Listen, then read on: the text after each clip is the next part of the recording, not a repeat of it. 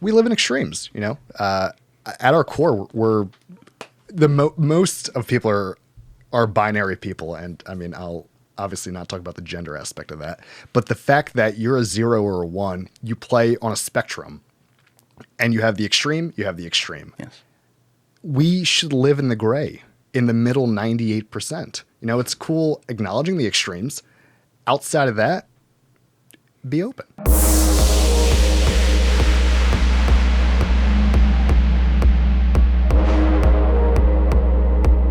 What's cooking, everybody? I am joined in the bunker today by Mr. Justin Baker. Baker is a co-founder of the company Soar, which you may remember I had in the other two co-founders, so now we've had all three. I had in Anthony Fenue and Riley Horvath for numbers 30 and 50, respectively, and now we have Baker here at number 58.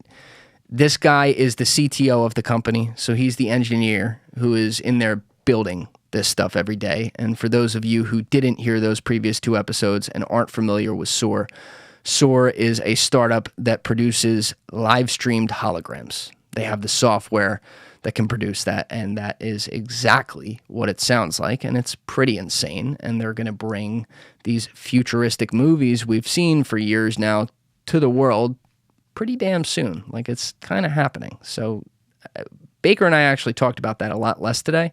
Much of this conversation didn't necessarily cover tech. It covered a lot of other things, but we've talked about that in the previous podcast, and it's very, very cool to me that I've had a chance to bring these guys in here while they're on that journey, so that this is not only content that's wild to listen to right now while we're thinking about this world these guys are trying to craft every day, but also 5-10 years from now, we can look back on these episodes and be like, damn, that's where they were. Or like, yo, that's what they were thinking, or oh wow, they were right about this or wrong about that. Like there's so much in there that is going to be able to be picked apart in a good way. So to be able to do that in the bunker here has been awesome. And as I said with the previous two, I'll say it once again with Justin here. I'd look forward to having him in here again. I mean, this guy is intelligent as hell. I mean, it'll come across right away. But you know, we had a lot of laughs. We were having a good old time, but also, I mean, he fried my brain a few times. He builds these arguments that should take a normal person 20 minutes. He can do it in like 3 minutes succinctly and brilliantly. And I'm just like, oh my God. So I love when someone can come in and kind of fry my brain, and that's exactly what happened. And it also makes for great content. One quick note on the episode itself, the first 5 to 10 minutes, you will hear that Baker's voice is a little softer. I couldn't tell while we were recording that he was a little bit far away from the mic at first. So then he moved in and it got better. I didn't want to get rid of that first part because we introduced like some pretty good topics to set the stage. So I left it, but just bear with me there, and the rest of it should be pretty good and balanced. Now, if you have not used the link in my description, along with the code TRENDIFIER at checkout, to purchase your 8 Sleep Pod Pro mattress or 8 Sleep Pod Pro cover, as I say every week, you should consider it. Not just because it helps yours truly here and is helping with the earliest parts of paying the bills, but 8 Sleep is the first real tech company to really actually try mattresses instead of a mattress company trying tech, which has never really worked. Let me focus on the second of the two products, though. So I said the mattress right there, and at the front I said the mattress and the cover. The cover is what I want to keep the focus on, and I say that because the cover is half the price, and also it is less hassle, because when you get a mattress, you usually don't buy a mattress like every year. It's an investment. It's you have to get it delivered, the whole nine. The cover does all the same things that their mattress does, but it comes in queen or king sizes, and it can go right on top of your current mattress that you have right now. So maybe you love the feel of your current mattress and you don't want to get rid of that. Get the cover, because the cover hooks into the 8 Sleep app just like their full-blown mattress does, and just like their full-blown mattress does, it measures all of your sleep stages and other metrics throughout the night to optimize your sleep. So when you wake up in the morning, maybe you slept 6 hours, but sleeping on an 8 Sleep cover or the 8 Sleep mattress, Pod Pro mattress, you're going to feel like you slept 8 on a regular mattress, because you get a full, deeper sleep, and everything is it's optimized for you. It's technology. Believe it or not, it's a beautiful thing. So since we haven't integrated this enough into sleep culture really around the world, 8 Sleep's the company that's now bringing that to the world. And Google them. You'll kind of see they're pretty much exploding. So use that link in my description if you're interested in this, and I think you should be, but I'm a little biased, but still. Use that link in my description, and you can use the code TRENDIFIER. That's TRENDIFIER at checkout, and you will get $100 off either the 8 Sleep Pod Pro mattress or the 8 Sleep Pod Pro cover. And by the way, if for some reason you don't like it, there is a full 30-day guaranteed return policy, and I will also say 8 Sleep's customer service team is phenomenal. Like, they are phenomenal. So they're great to deal with. If you need any help or need clarification points, whatever, you can call them up, and they're great. So give that a try, and we get $100 off using that link in my description along with the code TRENDIFIER at checkout. Anyway, if you're not subscribed, please subscribe. We are on Spotify, Apple Podcasts, and YouTube. And if you're on YouTube right now, hit that subscribe button, hit that bell button, and leave a like and comment on the video if you would, please. To everyone who has been doing the word of mouth thing every week and passing along the podcast to a friend who enjoys podcasts, please keep doing it.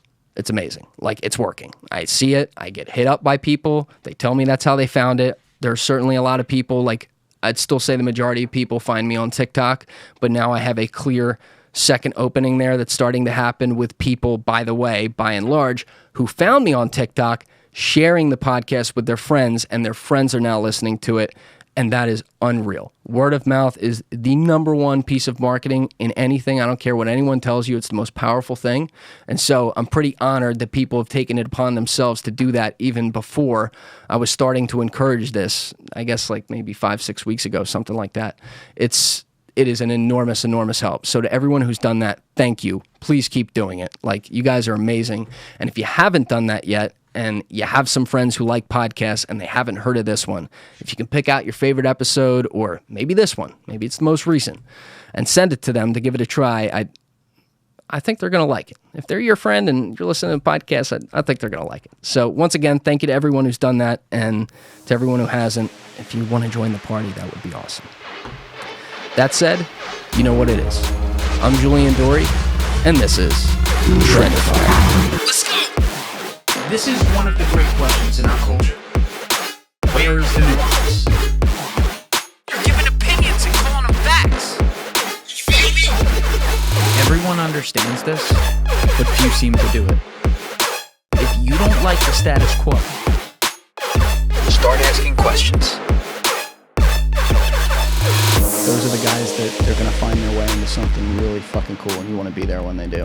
It's all about the company you keep, you know, quality over that quantity. And that's the thing that has crushed me about the whole social media age, is everyone's trying to live the highlight reel. Yes. And that highlight reel is, you know, out there for millions and millions of people to see, and you corrupt people like that. It's going to be interesting to see what the next decade brings, because now that we're really in the thick of it and people are starting to wisen up to it, it's like, you know, what happens from here? I don't have the answer. And you're not a social media guy, right? Mm-mm. You don't have any of it. None of it. Nope. Did you ever have any of it? Had a Facebook. OG. Oh, yeah. Never had a MySpace. Had a Facebook. For a little bit, back maybe 10, 12 years ago. That's long gone. So you were there for the dawn of Michael Spear's political rise. Yes. I was very quick to get onto Facebook and then leave Facebook. I never had I think that was the moment that I said I never wanted to hop back onto a platform like that. Never dealt with Instagram, dealt with Snapchat. And I do respect Snapchat from the perspective of a tech company, because I think what they do and what research they do, and you can just see in the acquisitions they make, they're a little bit more than, you know, the company that allows you to send 10-second nudes. That's interesting, though, because when we all look at them, like the general public, and we're not behind the scenes like you, we see a lot of the same things at the major companies, the ones who won. You know, you talk Instagram, Snapchat, Facebook, whatever. But like, what makes Snapchat far more effective in your mind behind the scenes when it comes to tech and what they invest in versus, say, what Facebook's doing through Instagram? Because, you know, you see a lot of filters and stuff there too, which is what I know you're at least primarily concerned with. Right. If we're doing a one-to-one Snapchat and Instagram, and, putting that in a vacuum, ignoring Facebook and that Facebook reality part of the company.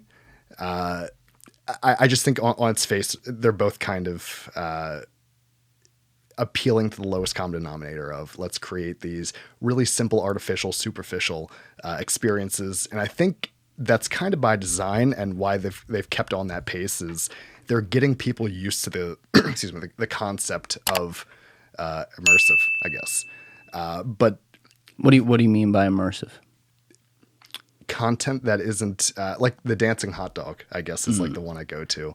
That is the Miley Cyrus of immersive, I guess I would liken it to, which is important because at the end of the day, mass adoption is what's critical. Yes. And if you don't have that, you have nothing. You have a cool little tech thing and that's it. I appreciate Snapchat and Instagram from that perspective of getting people used to the technology, like as Apple drips, stuff like that, from, spatial audio to ARKit and all that stuff. But how they go about taking user information and how they go about enabling these influencers, I'm not a fan of, and I never will be. Okay. I want to come back to the influencer thing, because that was a nice left hook there at the end. But the point before that is probably more interesting for you in particular. And I think about this because I've talked with Anthony about this. I've talked with Riley about this. I think we did a little bit on the podcast too, but never fully extensively. And that's probably an oversight on my part, but the data point. Because I agree with you that these platforms, and it's not just them, it's a part of an overall system. You look at what the government's been able to do for a long time. Oof. Snowden, shout out to our boy. But you look at the viewpoint they can have into all of our lives. And technically we do on the platforms, for example, click the terms of service and allow them to do it. But no one fucking reads those, of course, obviously. Nah. But it does require that to give... It requires you giving data to get certain utility out of the platform, like the people becoming the product. And the reason I ask you about it is because when we're talking about what SOAR can do, and we'll get into that for people that didn't hear number 30 or number 50 with Anthony and Riley, who are your co-founders. SOAR, you guys are a hologram company. But in order to put out the tech that you have the ability to do, it does require you to get a lot of data from people. So I think there's a difference between acquiring data and handling data. I think the acquisition of data is a rather important thing. This is how we train neural networks, machine learning models. Mm-hmm. It's all about how you handle that data. Some companies a little better than others. I am 100% against targeted advertising. I understand why people take the data and leverage data and use it in that way. It makes a shit ton of money. And I get that. But I think that we're seeing a change, especially now with Apple enacting their tracking mechanism that allows people to basically opt out of this specific advertising. I actually don't know about that. Can you fill me in? Yeah, and this was the whole thing about Facebook running ads saying, in the nicest way as possible, hey, click that button to let us track you because you want the most relevant ads, of course. Mm-hmm. And Apple's all about, no, we don't want to necessarily stop it. We want to make sure users are aware that you're doing this and that they can opt into it or they can opt out of it. Because I think the acquisition of data is important, but also the type of data. I always liken it to if we draw a parallel from the digital world to the physical world. Would you be okay with somebody following you on the street, basically writing down everything you're doing? Seems harmless because, what's the worst that comes out of that? And you're not a criminal, so it doesn't matter. Mm-hmm. But at the same time, I don't want people knowing everything about me. Yeah. It's a privacy thing.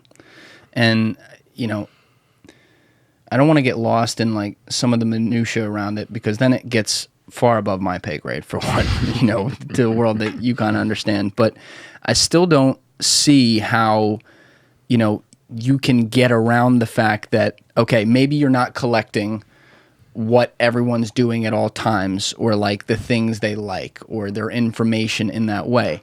But in order to create a 3D representation of someone live streamed, and if that's going to become, if your software is going to be adopted as the thing that the world uses, Right. you do have to get where they are and what their surroundings are. And that is significant information. And just as like a little context, I always use this example just to think of the veracity of tech over, I don't know if that's the word, but like the growth of tech over time and how crazy it is. But think about in the end of 2001, so what's that, 20 years ago? We were using technology back then. We had the ability 20 years ago such that when Osama bin Laden and the Al-Qaeda guys were recording like in the caves, they were measuring the phosphorus and shit in the rocks on the camera behind them to determine what part of the mountains out in whatever the fuck. Really? Yeah. Yes. So think about, we had that then. Think about the data abilities and what the power of that tech is now. And like you have an understanding of that, right? For sure. So I still think about it like, okay, maybe we're not collecting who a person's personality is, but we're collecting everywhere they are. Right. Which is inevitable, I think, with the evolution of technology, which at this point, the evolution of man is outpaced by the evolution of technology. And I think that's a good thing because that's how we see these giant leaps. And that's really great and all.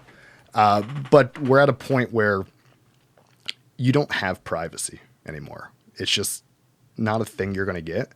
It's all about who you trust to handle your data and what kind of data you're cool exposing. Email address, maybe phone number, your name. That's all fine stuff.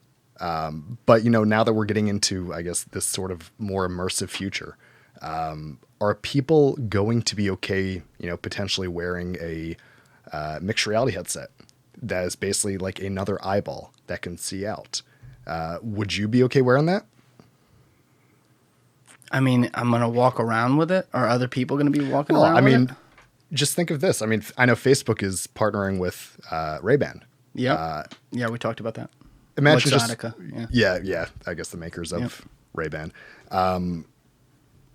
Imagine wearing something like that. I mean, obviously it's going to be a form factor that feels fine and it's light enough, maybe a couple ounces at most to, walk in public and basically have a computing platform that, just you're able to engage with. That I'd be okay extremely with. efficiently. Yeah, that'd be. I thought you were talking about for a second, like the full blown headsets when you see the motherfuckers like in their living room, like batting the wall and shit. This is all. Yeah, I mean that is the state of where we're at right now. We do have a handful of companies, both publicly and not, that are creating these this hardware that's a much, much, much slimmer form factor. So like no one's gonna be walking the streets with a HoloLens on or a Magic Leap, something that you have a tethered computer to your waist, and then you have, these big, what look like work goggles on your head. We will get into an all-in-one computing platform pretty soon. What do you mean by that? Essentially, a pair of sunglasses that have the power of your iPhone. So no more Apple Watch, no more iPhone in your hand. Well, I think we're seeing iPhone in the hand. I don't think it just magically vanishes, but if we look at the suite of products, say Apple has, right, the watch is a very important piece of hardware. I think, in my opinion, it's more of a health-based piece of hardware, something that you can use. And they have a lot of new features coming out. Some of the leaks for the next watch are pretty interesting with regards to glucose monitoring and stuff like that. I think the watch, the AirPods, especially the Pros that have the ability to use spatial audio, plus glasses, you're essentially creating this this hardware suite that all interact with each other and gives you a this immersive way to live. I mean, never mind talking about, BCI's brain computer interfaces that, Elon Musk wants to create, where they're like a little thing connected to your brain. Yeah, he doesn't want us talking to each other anymore. Exactly. I think it's, I don't think I even know what the next 10 or 15 years is going to bring when it comes to what an average person looks like walking down the street. AirPods came out, right? And people were like, oh, wireless earbuds, really? That's the thing. And then overnight, bam. They got with it. Exactly. People they want something that's easy to use and gives them value.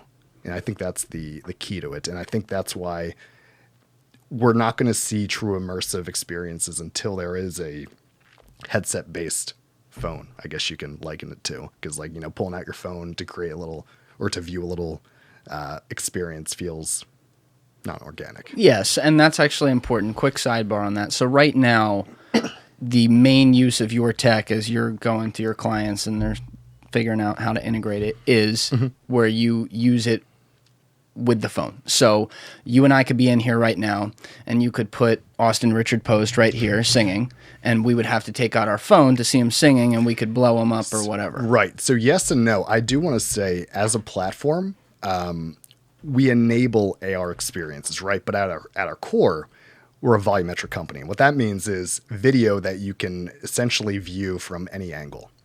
And that's important for a couple of reasons. It doesn't have to be an AR or even VR. It could be just an experience in a black vacuum of a background, and you can maneuver around or manipulate the content to experience it, whether it's, swing analysis or stuff like that. Not necessarily, streaming Jeff Ross into your living room for, a comedy concert. I think at its core, 3D content is important, not just in AR, VR perspective, but in a perspective to enable more analysis, and more experience that isn't just 2D, I guess. Huh. I don't know if I fully understood. Can you explain how did you say it? Like in a black hole or something? You got to bear with me today, Kyle. So, what the core of what the because you said it doesn't have to be AR, it doesn't have to be VR, and then you're like you could be looking at something in a black hole. So in a black abyss or a black background of sorts. So it essentially is free viewpoint video, where instead of video where you're watching it on a TV screen, it's a video with that extra dimension that you can manipulate around. Okay, now we're on the same page. This is what I want to ask about then. Yep. So my point was that right now, the adopted way that people could do it, if it were a normal thing that people knew existed, which is what you're doing right now. You're getting it out to public, like, hey, we can do this, like, let's do it, right? They're going to be using their phones because you guys are a software company. Right. You're not a hardware company. Correct. Right? So eventually, we're going to have the football game right here, but to do it without a phone, right? It's going to be through some sort of concoction like a TV, but a TV for 3D that you guys are creating the underlying language for it allowed to do it. Yeah, that initial software for these, for the brand new hardware. So essentially imagine if Apple were to release a headset and you want FaceTime. FaceTime gets another dimension added to it instead of just a 2D video. Yes. Okay. So we're not there yet because that requires more pieces than who you guys are, but you are at the point where it's like we can do this with the phones, where we have Post Malone or something right here. Right. Your point, though, was that you think the adoption of this is going to take where we have that all immersive 3D glasses, so to speak, that everyone just in vogue wears around. Yes, I mean we're seeing it already in enterprise, and that's where a lot of the stuff starts to trickle out of. But you're also seeing it. I mean, think back 10 years ago, right? Long time ago. Yeah, a very long time ago. Think about social media then, but think about what it's become. We've already enabled mixed reality experiences, but people think of them as these cool Snapchat filters, which is great because that's the way technology evolves, and you get people interested and intrigued at the thought of, hey, this is a pretty cool thing. Oh, and then maybe someone has the thought of, oh, well, what if I could have John Mayer here, playing a little song, and I can watch him instead of having the dancing hot dog here to give me some sort of value. It's that concept. And what makes you guys, I understand this now, but like just for everyone out there to try to get a feel for it, because we'll get again and review like some of the tech we've talked about on this previous podcast, but what makes you guys different from just what they did with the dancing hot dog? Right. So the dancing hot dog in itself is just essentially what is a 3D model. 3D model, anything you see in like a video game or, really anywhere around. I think the even better and deeper question is, how are we different than other volumetric companies? Yes. Who you probably don't know the names of. Most people don't. For a few reasons, the cost of creating a volumetric experience now, 6 figures. And then what you're getting out of that is, I guess, likened to the dancing hot dog, a very gimmicky experience. Maybe it's someone doing a silly dance, which I don't know why the fuck people do that, but it's something that doesn't bring value nor give you a return on that, I guess, investment if you were to spend $100,000-$200,000 on a 3 or 4 minute experience. But because that dancing, just to be clear, because that dancing hot dog is not live, it's just something that's built into the app through their tech. That doesn't cost $100,000 every time, right. Obviously. I just meant from the perspective of if you wanted to capture something real volumetrically. Yes. Something that looks like something, whether it's a real person, a real object, or, something like that. That's the cost of capturing something like that right now. A lot of money, a lot of hardware, big places put that hardware, a lot of processing, a lot of rendering, extremely expensive. And it's a problem that we've seen Microsoft try to solve, Google try to solve, as well as these startups that have raised, anywhere from $50 to $200 million. Except those companies that have raised $50 to $200 million have been trying to say, hey, let's slim down the Microsoft model. Let's not charge $1 million for a studio, right? Let's try and make it. Bill Gates charging $1 million first. He would never. He also wants to put trackers in it. No. Oh, you're going to go there? Don't go there. That is not me. That is not me. I know. That is not me. I think you were like the first vaccinated person I ever met. Yeah, that was back in January. I thought you got it earlier than that. No, the beginning of January, I believe it was. Okay. Yeah. That makes sense. Yeah, but so essentially these companies wanted to essentially create a streamlined version of that Microsoft model, charge maybe $100,000 for a studio, but still limited to the fact of this is a tremendous fucking amount of data. This is, terabytes and terabytes of data that you're capturing at once from, anywhere from 50 to 100 cameras. What do you do with that data? How do you get it down to a small amount of file size to then, put, anywhere on the internet for someone to experience? And the answer was, you don't. You don't really do that. And the path we took was, instead of going from top down, creating very high quality, high cost studio and experience, it's built from the bottom up. Let's create a very small studio that can be purchased for, between all the hardware of one computer, which is basically like a gaming rig, plus, 4 to 8 off the shelf depth cameras, which, a few $100 each. Spend $5-6 on this hardware. What if we could create a real-time version of this that people can essentially create and stream all in real time at a level of what is essentially an HD video bitrate, like 10 to 20 megabit, something you're going to stream off Netflix or, any other video streaming service. What if we could do that? What kind of use cases and experiences can we unlock there? Since no one's been able to really answer the problem of, or solve the problem of, how do we enable this? How do we create that compression that allows us to not only get bit rates down to a level that anyone can stream really in this country, but retain that high quality that you would expect, or very close to the high quality you'd expect out of a massive studio. And that's where we walked in.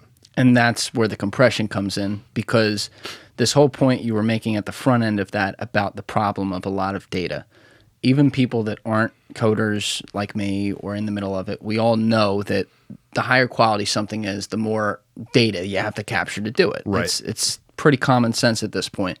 But when you're talking about capturing something with 6 degrees of freedom, where it's like you or I are standing right here and we could walk around it and not know, until we put our hand through it, that it's not real.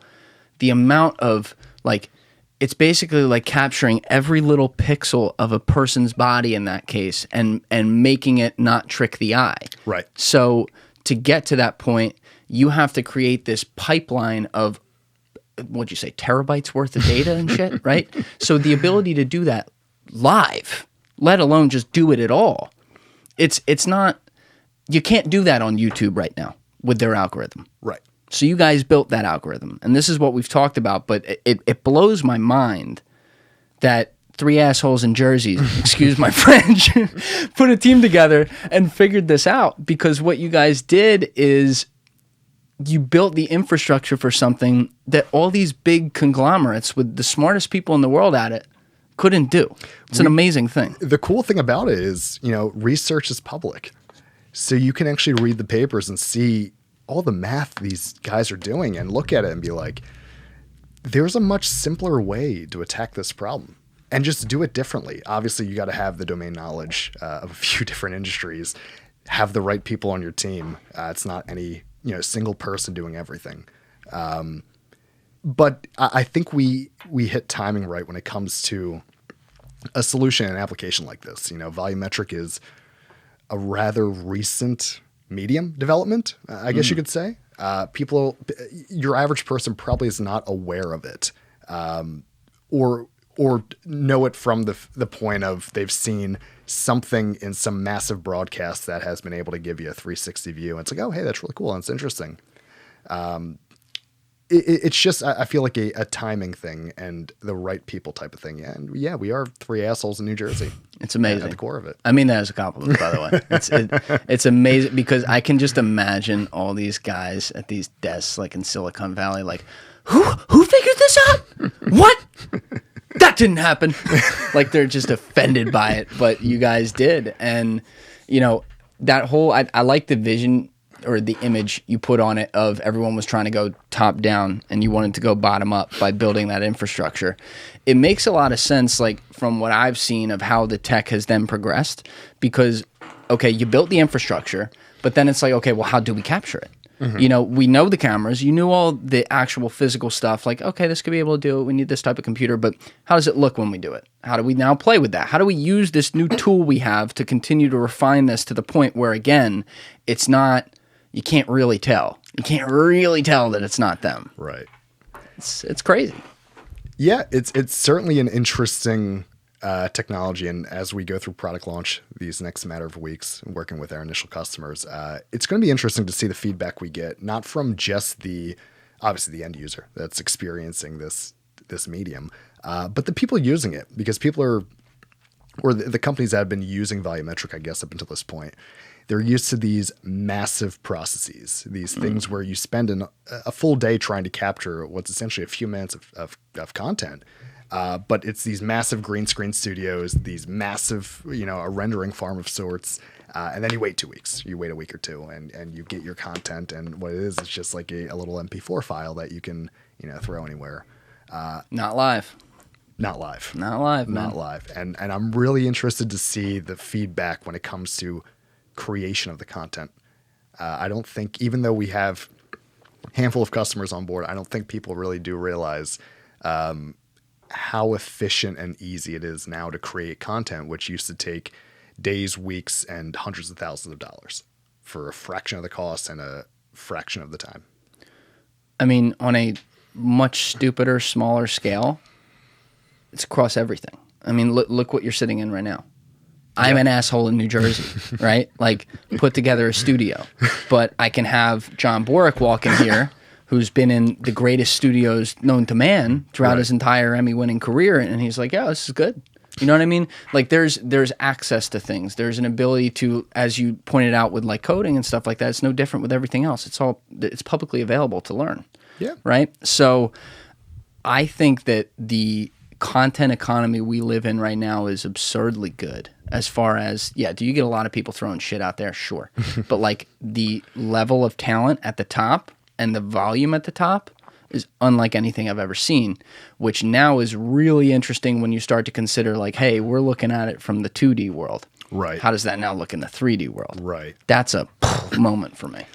And it's interesting. And I would say the first domino to fall in that was probably the music industry. Bootlegging was always a thing. And then, the whole Metallica Napster controversy. But can you give context on that? I've heard people say that before, but I don't think I've ever seen the story. A condensed version is music gets leaked. And it's like, how do we make money? And it's not necessarily about Metallica, because Metallica is very rich, influential, and they're not going anywhere, and their bottom dollar is fine. It's for everyone else, for the people that don't have that massive record deal, or for the people that do have that massive record deal. How do they make their money back? And this is why we saw the rise of streaming services. You see Spotify, you see Apple Music, so on and so forth. That was able to open up at least a revenue stream for people that didn't have it anymore.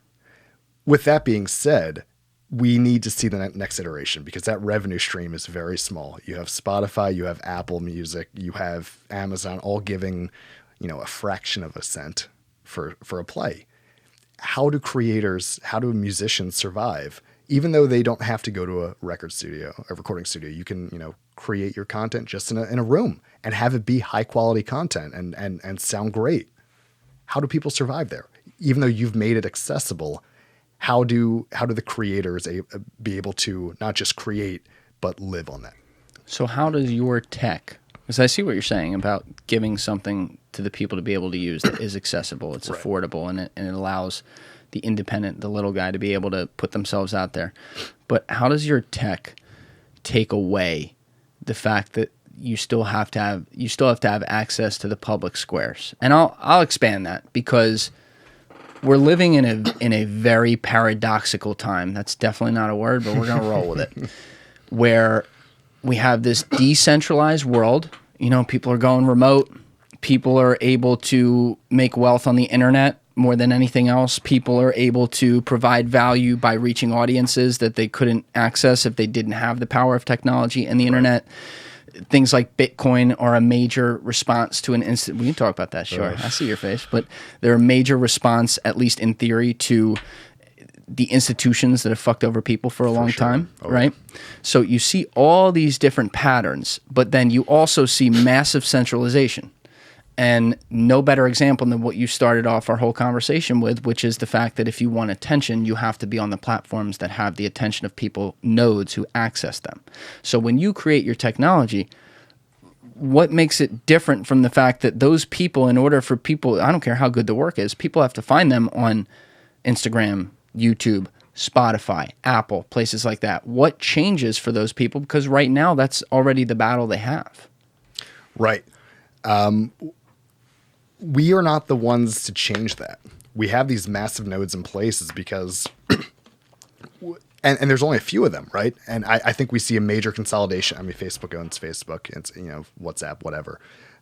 You're going to see these central points to consume content. And that's the whole thing that we saw, I hate talking politics, but everything we saw politically, the last 1 to 4 years.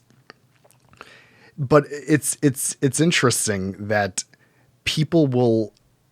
we're getting the tools, and, blockchain is a great technology, the ability to decentralize to an extent, but until people create more open platforms, we'll never lose the centralization of consuming content. What do you mean by open platforms? Platforms that essentially Twitter has say over their platform, and that's the whole thing. Are they a publisher or are they not? Yeah, 2:30, baby. You just said you don't like talking politics, but here we go.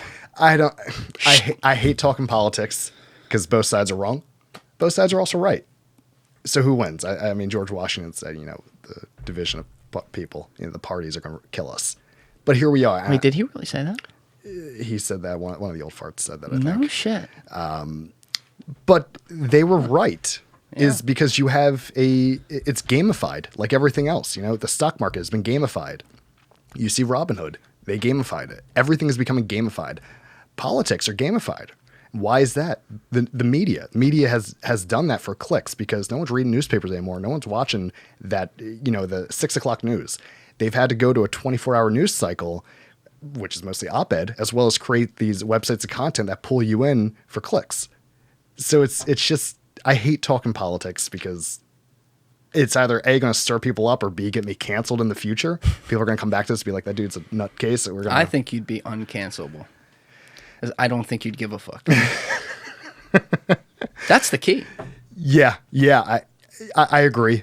And I guess having enough behind you and having enough, I guess, I hate to bring up money or wealth at a certain point, but having enough to say, fuck you, you know, because people don't really have that ability to say, fuck you. The world we live in right now doesn't really allow you to say that outside of, you know, going on Twitter.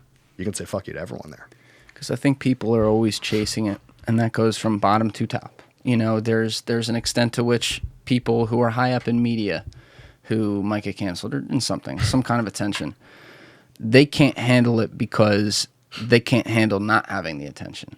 It's not about the money, though they probably are terrible at spending it majority of the time. Right. So maybe some of it does become about, am I going to run out? You know, you can see some crazy amounts of money that people will run out of. That's certainly a real thing. But assuming that's not the case, a lot of them are just very afraid of not being able to do that thing for other people in the future. And so they will bow down to, you know, whatever the standard is that people need to say or think. And what happens is that's what gets pushed. And you bring up like the Section 230. And look, man, I think I don't envy the position these platforms are in, minus, you know, the wealth that they all get, you know, from building them and shit like that. Minus that aside, I don't envy the position they're in because they're fucked either way, right? And my one thing that I'll always go back to is when you start becoming the arbiter of what goes, that's where no matter what, it's the worst case scenario because you can't, it's hard to go back from that, you know? I'll play devil's advocate. I don't necessarily think these platforms are fucked. We've seen our country change over the past 10 or 15 years. And these, I don't know if it was intentional, but these companies have ridden that wave. Oh, I don't think they're I'm sorry. I didn't mean to say, if I came across that way, I don't think I think they have more power than ever. Yeah, no, I get the notion of being fucked and I think we're fucked. Yes. Yeah. Yes. Yeah. That's what I should have said. I'm sorry. Yeah, no, I'm with you. It's interesting. I think there's going to have to be a massive event or a massive exodus of these social platforms at a certain point because they've spiraled out of control to the point that they're being controlled where people thought they were going to be sense of an open platform. Obviously, they're not. I think a big issue with that, though, is it becomes an equal but opposite situation. So, prime example. Parler. Was Parler started by a centrist? No, it was started by a right-winger who was pissed off at the left wing, so all the right-wingers went there and created a new echo chamber. And Every action, there's a reaction. Yeah, it was poorly designed, the whole bit. And, you know, then it created this, like, war, and they got beat right away. To get to a true place where it's just like, you know what, man, anything goes. Like, almost... This is fucked up to say, but almost like a Silk Road situation, but like not selling drugs. You know what I mean? Yeah. Like it was just like, all right, we're doing drugs. Like everything goes. Like not condoning setting something like that up, but the concept when it comes to information would be great. I'll admit, I'm cynical about it because I think everyone has a point of view. And once you become ingrained in that point of view, it's very hard to pull yourself back and see that there are other beliefs. And not, by the way, not for nothing, I feel like I can speak on that because I have been both left and right wing in my life. And I know how close-minded I was when I was on both of those things. And now it's like, ugh, you know? I wouldn't call you a cynic. I'd call you a realist. Yeah. You know, and not to tie in the whole red pill, blue pill thing. Mm-hmm. People just got to stop treating it like a competition. You know, we're in the same boat here. Everyone's sinking. They're just trying to make it sink faster. That George Washington thing you brought up, though, that's the problem. Like what? And if he's the one who's, I'm gonna look that up after. That's awesome because we do talk about that a lot. I've had guests on here talking about it. It's a theme I like. I believe that the powerful seek to divide the least powerful to keep their focus off of who's in power. Exactly. So looking at that. That's all it is. Like it's a power like does a billionaire need to go from $1 to $2 billion? No, they do it because it's the fucking game, man. At the same time, it is hilarious watching the past 18 months of the pandemic. You know, people that absolutely shit on, you know, Jeff Bezos or any of these people thinking that their bank account is actually increasing by this amount of value every day. And it's hilarious because we went from, buying in retail at Target to buying on Amazon because everything was more efficient. Everyone was pro Amazon, years ago. It's like, oh, this is so much more efficient. And then they were shitting on Jeff Bezos while purchasing from Amazon and then complaining about his wealth. Look, he may have had money before Amazon. That's all well and good, but I don't like this. And it's not because I want to necessarily be a billionaire, but this treatment of billionaires acting like they are the problem. Unless they're, breaking laws, the system is the problem. And the system is owned by that government. And that government are the ones that really call the shots. Why are the loopholes not closed? It's not the billionaires. I mean, I'm sure these companies could be lobbying stuff. But the core of it, you're going to hate someone. Yes. Hate the government.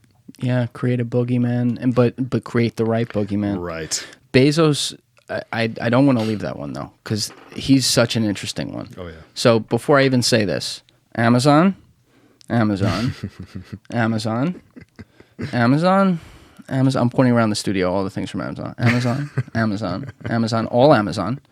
The custom artwork, not Amazon, but one of the custom or the non-customs Amazon, right? All this Amazon. That's fuck if I don't appreciate it. They're maybe the most impressive company I've ever seen. Them or Apple. For sure. Right? Oh, yeah. And I regard Jeff Bezos as maybe the best businessman I have ever seen. Yeah. Right? Like I look at Jobs as like the greatest creative in that way. He's a good thinker. Yes. For sure. Yes. But I look at Bezos as like on the He context. came from the Wall Street. Like that is his background. And that man made $1 trillion company like that. Yes. In 20 years' time? Like what? It's crazy. And the if you ever go to the history of Amazon page on Wikipedia, it's tactical. I mean, like when you read through that timeline, it's incredible what he did. So I never want to take that away. I also don't give a fuck that he's worth $150 billion or whatever it is. This whole concept of just attacking people because of their net worth, I will never get behind that. That's stupid. Well, people want to blame something. They want to blame the capitalist society for, being able to create billionaires. They worked hard for it. That doesn't necessarily mean they were in literal coal mines working for it, but they didn't cheat their way to it. It's not like they were born into, $1 billion. I can think of a few people, but yeah. Of course. And there's definitely a few of them out there. Yeah, yeah. But, they built a company that solved problems. Yes. And then were able to get people to say, hey, it's a great concept. I would love to purchase an ebook here, or I would like to buy my clothes if I can get them in 2 days here, or I need X object. I can get that very fast. Very tactical, as you said. That's what I don't want to tear down, because that's what we do. When we attack Bezos, they attack everything he did, despite the fact that these same fucking people are buying their shit off Amazon, right? I hate that. I don't want to attack greatness. That's a very stupid thing. What I do get concerned with, and I wasn't for a long time, I'll admit, I was just like, fuck these people worried about Bezos. I look at actions, right? And we talk about money. I use the example of the person that goes from $1 billion to $2 billion. They don't do it because they need the money. They do it because of the game. Right. It's a way of keeping score, right? And with for some, that's fair. It's not everyone, but for others, it's like I want more and more and more and more. With Bezos, he passed the point a long time ago of the money he wants or needs in his life. We can tell that mathematically. Amazon just keeps growing. Amazon just keeps growing. I look at the actions along the way, and that's what gives me some concern. Because, look at one of the best examples ever. I'm a realist when it comes to government. I think government is largely very, very uncoordinated and by design. By design, a horrible institution, but it is a necessary thing. I'm not one of these people who's like, get rid of it. No income tax. I'm not there. Like that's ridiculous. But, one thing I'll give them credit for sure in the context of history is look what they did with Standard Oil. They saw what John D. Rockefeller was just a great businessman. I know all the fucking conspiracy theorists are going to say shit right now, but fuck off. I don't care about that. The shit I do know about, he was a phenomenal businessman. He was a shark. He was a shark. And once they came in there, they realized now he's never going to stop because he only knows that we do got to control this. And they did a great I don't want to say a great job, but they did a job. They did a job, and it was good. Yes. Like they broke up those, and that has maintained it's an oligopoly, but it's better than what it would have been. A monopoly. Yes, literally and people throw that term everywhere now. Nobody, at least in any tech industry I see right now, has a monopoly because there's competition. It may be a consolidation of competition, and you see a duopoly or a triopoly or whatever the fuck you're going to call it. But you're going to see a few. It's like there's a reason why there's essentially two or three phone choices. You have Apple, you have the Pixel, Google, and you have Samsung Galaxy, because there's no room for other phones. Other phones have tried. When someone gets it right, they get it right, and people gravitate to that. Where does it legitimately move from an oligopoly to a monopoly? And I'm gonna stretch the definition here. When we say monopoly, it means one. Mm-hmm. That is the definition of the word. I'm gonna expand that and say it means two or three. Okay. Because if two or three run it, no one's coming in. After a while, no one's coming in there, right? And there's 7.5 billion people on this earth. Like they're gonna control the marketplace one way or another. And with Amazon, it's like Amazon and Walmart. Right. Like who else is really, eBay is not a part of the conversation anymore there. For real, right? Like they have a small percentage. Like who's really in the conversation? Yeah. And with Bezos, it's like, okay, why are you now trying to get rid of the entire pharmaceutical industry and make it Amazon? Do you need to do that? No. Are you going to be able to? Yeah, because you're going to go in there for 3 years and price gouge the fuck out of these people, and then you're going to own it. Right. Why do you need to fucking own the Washington Post? Like, is it fuck around and buy a newspaper day? Like, did I miss that? You know what I mean? There's all these little things. And so that's where I criticize him, because I'm like, I have all the respect for this guy as a businessman, but does he know where to stop? How do you fix that? I don't know. But what I just said, the government, which I hate fucking saying that, but that's the only way I can think of. You're giving power to someone. Yes. Who is it better in the public sector or the private sector? I don't know, because I think humans at their core can be both bad and good. But when they get in the same boat like the government, it's all show. I mean, it's political theater. Everyone, two sides of the same shit coin. At least privately, yeah. You see, Bezos has Blue Origin, and I'm a very big space guy, and I advocate for more. What we've seen Elon Musk do with SpaceX the past decade versus what NASA did on funding for the past 50 years is we got reusable rockets. It's unbelievable. It's amazing watching those things, man. But like another guy who is stupid rich, but I know he's been quoted saying the purpose of me to acquire wealth is so he can then distribute it into things like Tesla or SpaceX or Neuralink or a Boring Company. Acquiring wealth to then solve real problems, and I say real problem as something that affects humanity. Yes, is the important thing. And if you're not doing that at the billionaire scale, you shouldn't be a billionaire. And that's why he's on that wall and Bezos isn't. I mean, that's truthfully, fair. And like people will rip Musk on some things. I don't. I will always be. I call it like I see it. The whole pedo thing, dude. No one is ever the whole what? The whole pedo thing when he called that cave diver. That shit was hilarious. I don't care about that. That was fucking great. But like, they'll rip the whole Bitcoin thing and whatever. Listen, I'm a realist about some things. I understand. Elon Musk's goal is the 5 ways to help humanity. Like you just nailed it. That's what he sat in his dorm room, like the 5 ways I'm going to help humanity. Solar and I was sitting there smoking weed and he was doing that. But, I love that. The fact of the matter is it does require government contracts. Yes. It does. It does. And I'll take that trade-off all day. I want him building that shit. For sure. Like when I see those Falcon rockets land, I'm like, that shit's not real. That's not real. I watched the fucking Space Shuttle Columbia blow up like 15 years ago. We've hit science fiction levels. It's crazy. It's insane. So I want him doing that. So like I'm just using the one example of like a place where people rip him to shreds.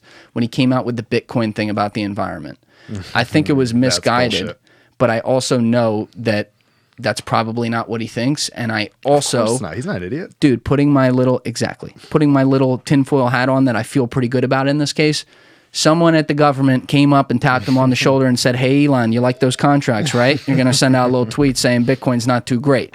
Does that mean they want to buy it or crash it? I don't know, but I'm pretty confident in that. So when I see people come back at him like the idiots on Bitcoin Twitter, like fucking morons, and there's another word we're not allowed to say anymore, but you're that came back like, you idiot, you dumb. They're calling the smartest guy in the world a dumbass. Read between the lines, you dumbass. Shout out Wall Street Bets. Dude, I sit there owning Bitcoin and I was like, keep going down, baby.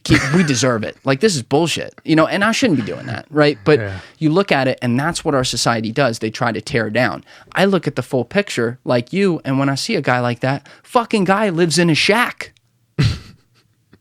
He lives in a shack. He sold all his homes. People just want to... People aren't able to peel back the onion layers. They see, I mean, no excuses, but you know, you blame the media, you can blame the educational system, you could blame the family system, you know, looking at, I don't want to get into it too much, but looking into the worse off cities in our country, our great country.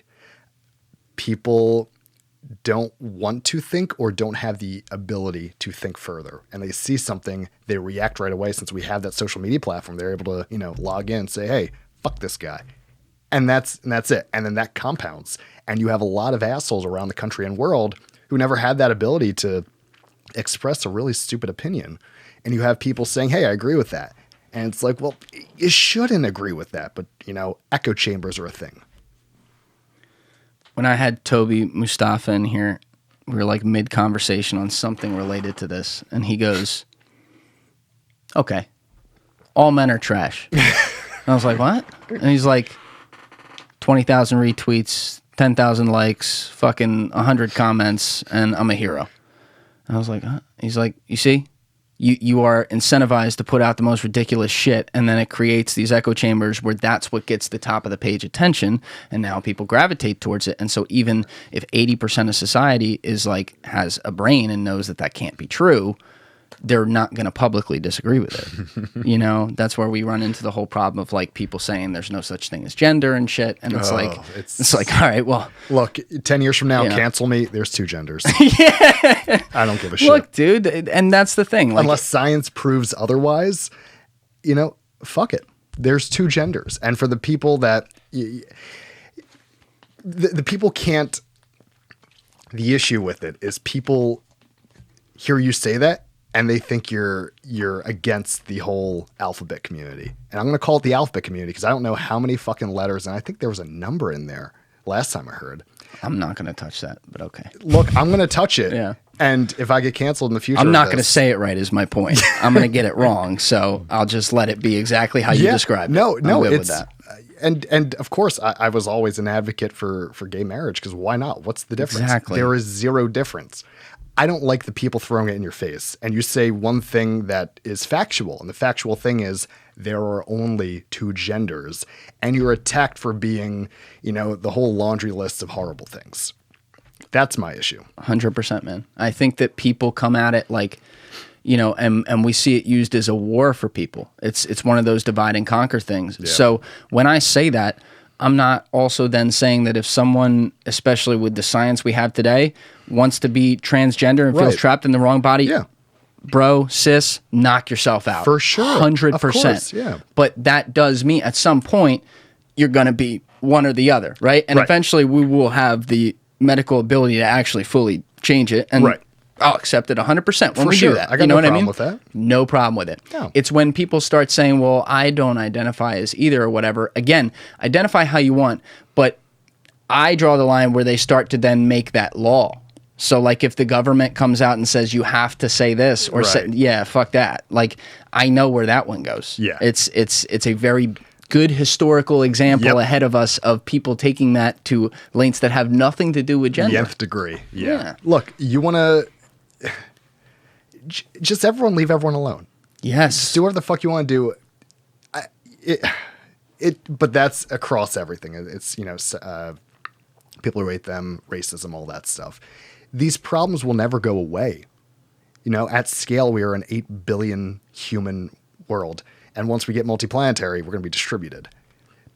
Hatred will survive. Hatred is innate. You know, we look at the animal kingdom. We see that there. That will never change. And if we were to get rid of hatred, I don't know what happens. Like, you know, you get rid of darkness, then everything's light. You get rid of feelings. You get rid of sadness. You're always happy. How you know how to be sad, or if, you know, the vice versa. There will always be hatred. You cannot solve it. So long as your rights are not being crushed and you can live your life exactly how you want to live it. People are mean to you in your town. Get the fuck out of your town. You know, that sucks, but life is not fair. It's true. And the way you put that up front with the point about if there's no darkness, then everything's light. So what's the point? That's like the meaning, like when people say, what is the meaning of life? You nailed it. That's when I think about it, and I think about that question like everyone else does. That's how I look at it. I'm like, the meaning of it is the fact that there are these ups and downs, and everyone has it a little bit differently. We all navigate it a little bit differently. Some of us deal with it well, some of us deal with it not as well, and we learn from both. And so if you can't have that example, if it was always like this utopian society, I don't know how that could exist, you know? And that's not to say like, we need people out there murdering people. Hey, I wish no one did that. Right. But you know what? It happens. It's crazy shit. And we are complicated, man. We are so fucking complicated. And we're more complicated than pretty much all the species on this earth that we know about, because there's so many levels to us. And if we want to sit here and act like the same people who preach love are also not doing hate, then you're living in a different world.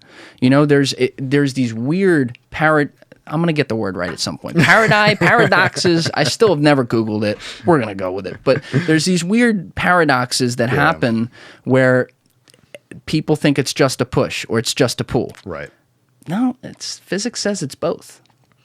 Yeah, and don't even get me started on like quantum entanglement and shit like that. What is quantum entanglement? The fact that two particles can be linked together, if one's here and one's in Alpha Centauri, you know, light years away. The fact that you can observe it and instantaneously, faster than the speed of light, that particle and that particle have the same exact state, which kind of disrupts the you know, special relativity with Einstein. The fact that, you know, nothing can travel in faster than the speed of light, and the whole concept of space and space time. The fact that two things, and that's why quantum mechanics is such an interesting field, is we don't know completely how that works, but we use quantum mechanics when it comes to technology.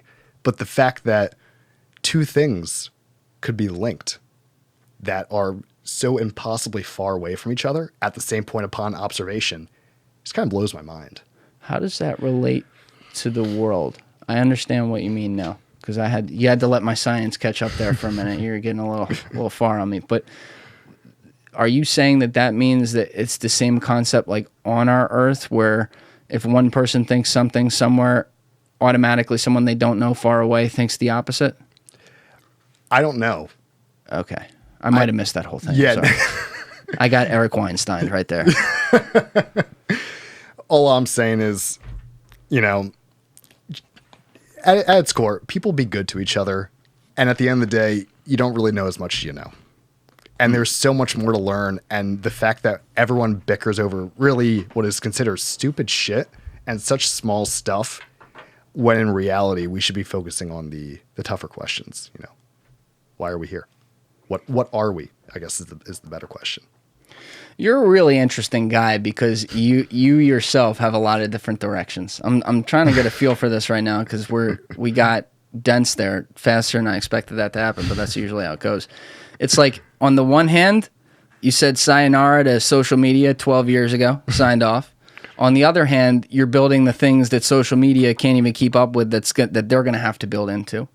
On the one hand, you're about the privacy and the ability to not have to show everything you're doing and have your own individual being and protect your data, a la, you know, like what Snowden exposed, as we said. Mm-hmm. And on the other hand, it's like, well, we do have to capture a lot of data to do what I'm doing, but you also look at it as like this separate thing where it's like, it's only certain data, which people will rip you for, but I understand what you mean. And I want to talk more about that so I can say which way I go on that. But I understand what you're getting at. You're saying, like, I don't need to know everything about you. I need to know these things, and I think that's okay, right? Yes, and you can opt out. Just don't use it. And that's where the law of large numbers comes in too. Because same as we were talking about with big platforms that attract a lot of people, people want to go around other people inherently. Right. Even the most introverted people, right? Like there's an aspect to which they don't want to be alone. It's the worst place they can be. I'll be the first one to admit it. And so the best place to the best places to do that with the easiest access now are through technology, because it's like, boom, I can talk to someone right now. If I want to go into a chat room about this table, I can do it. You know what I mean? Exactly. So there's still which is awesome. Social media at its core is a phenomenal concept. Theoretically, it would be perfect. theoretically. But you don't take account of the shitheads. And I think maybe it was George Carlin said, look at the average person and then realize half the people are even dumber. It's true when you look at the social media, the outlet is now there. And it's like Pandora's box. Once it's opened, can't slam it back closed. Fuck, man. God damn. I hear what you're saying, and I still want to come back at you, though, with like your being on this. Because on the one hand, you're like, there has to be good and evil in the world. And on the other hand, you're like, it's the evil that's ruined social media, so fuck that, I'm out. But they're not mutually exclusive, right? So like it's good and evil is just, there is no inherent good or evil, right? So like from like a science perspective, there is nothing that is good or bad. There just is. And, that's why religion, which I am very against organized religions. I don't have to dive into that right now, though. Oh, we're going to dive, but keep going. It's just, I don't know. It's an interesting concept that there is two sides. There will always be two sides, no matter what. And that's just something people have to appreciate. What about the third side? What's that? There can't be a third side? Of course there could be a third side, and there's probably a third side. It's just like, how many dimensions do we live in? We could be in the higher dimensions of a 10-dimension existence. Who knows? There could be 7 sides. There could be. Religion, though. I'm not letting that one go. Fuck. I'll give you up front. I'm much along your opinion with that. Where I'll say, for me, it does also come down to freedom, and it has a positive effect on a lot of people, much more positive than negative. And so when people are, if they're Christian, if they're Muslim, if they're Jewish, and they're devout, I'm all about it. For sure. Do it. Yep. I think that the overall ideology that can then infect enough people within there for the wrong reasons creates a massive groupthink that then creates one side or the highway. How's it different than politics? Yes. That's exactly how I view it. Organization of people at scale is a scary thought. So is that like kind of your... I'll let you describe it how you want to, but... Yeah, I mean, look, I grew up going to a Sunday school of sorts. Mm-hmm. Me too. They're not a fan of questions in the sense of pushing the envelope a little bit, which, hey, by all means, it's your religion or whatever. My father is Jewish. He doesn't give two shits about religion, ironically, since his family is extremely Jewish. My uncle lives in Israel. My mother's side, Lutheran, is not, take it or leave it. But as soon as I was able to start, I guess, thinking for myself to a degree, they're not huge. I mean, they say they accept everyone and like, they're not going to do shit about, but like once you start questioning things, I don't like the answers that I get, because in reality, they're not answers, And that's why I choose to believe in science. And I'm not saying I don't believe in a God. All I'm saying is show me the proof. There could be, I don't know what happened prior to the Big Bang. All I know is scientifically I can understand that. The people that take the Bible or the Quran or the Torah, whatever, literally, yes, are one, crazy, sorry, and two, No, if they go to cram that down your throat, you're just as bad as the extreme conservatives and liberals. Agreed. It's people that go too far in one direction, whether that's because they need something to grab hold onto, which is fine. Look, if there's something you're going through and religion is your outlet, awesome. It's just like how music is my outlet. That's all well and good. Just don't throw it in someone's face or belittle them since they don't believe in your version of God or your version of how to be. Which, it's just, I don't know, religion is one of those things I'm not a huge fan of, though I do appreciate religion from the historical sense. I think extremely fascinating. Unbelievably. It's, obviously I've read the Bible. Hell of a story. Oh, yeah. Oh, yeah. Whether there's any truth in It's there. written like 600 years after said events, 1,000 years after. But I think it's extremely fascinating. I think all religions are fascinating, but the fact that we have war based on religion, that's wild. have war in general, I'm against. But the fact that, what divides a religion and a cult? In my opinion, just scale. That's fucking brilliant. Wow. And cults can get huge, but yeah, no, I don't even really want to add to that. I want to expand upon, like, ask a few things in there, because I think you said that pretty perfectly. That reflects, that's how I look at it, right? Like, and it comes down to like a law of large numbers thing, to that final point. It's the more people you have that can be like that, then that's what you pay attention to. And it's like, the Bible has a lot of great lessons in it, but it's like anything else. What was the Bruce Lee line? Take what's good, leave what's bad, get the fuck out of here, right? I definitely changed that, but a little bit. That's what it is. Cool. So like, that's how I look at that kind of thing. And I'm not, if you started quizzing me on the different chapters in there, I get a lot of shit wrong. But like, I have a lot of the general stories. I think there's good stuff to learn from it, like from a human level, outside of the religion it's supposed to represent. Right. If you wanted to look at some of it literally, how about the fact that we know eyewitness testimony is one of the worst things ever as far as reliability most of the time, and we're talking about eyewitness testimony that was passed down through like 12 generations that all lived 20 years.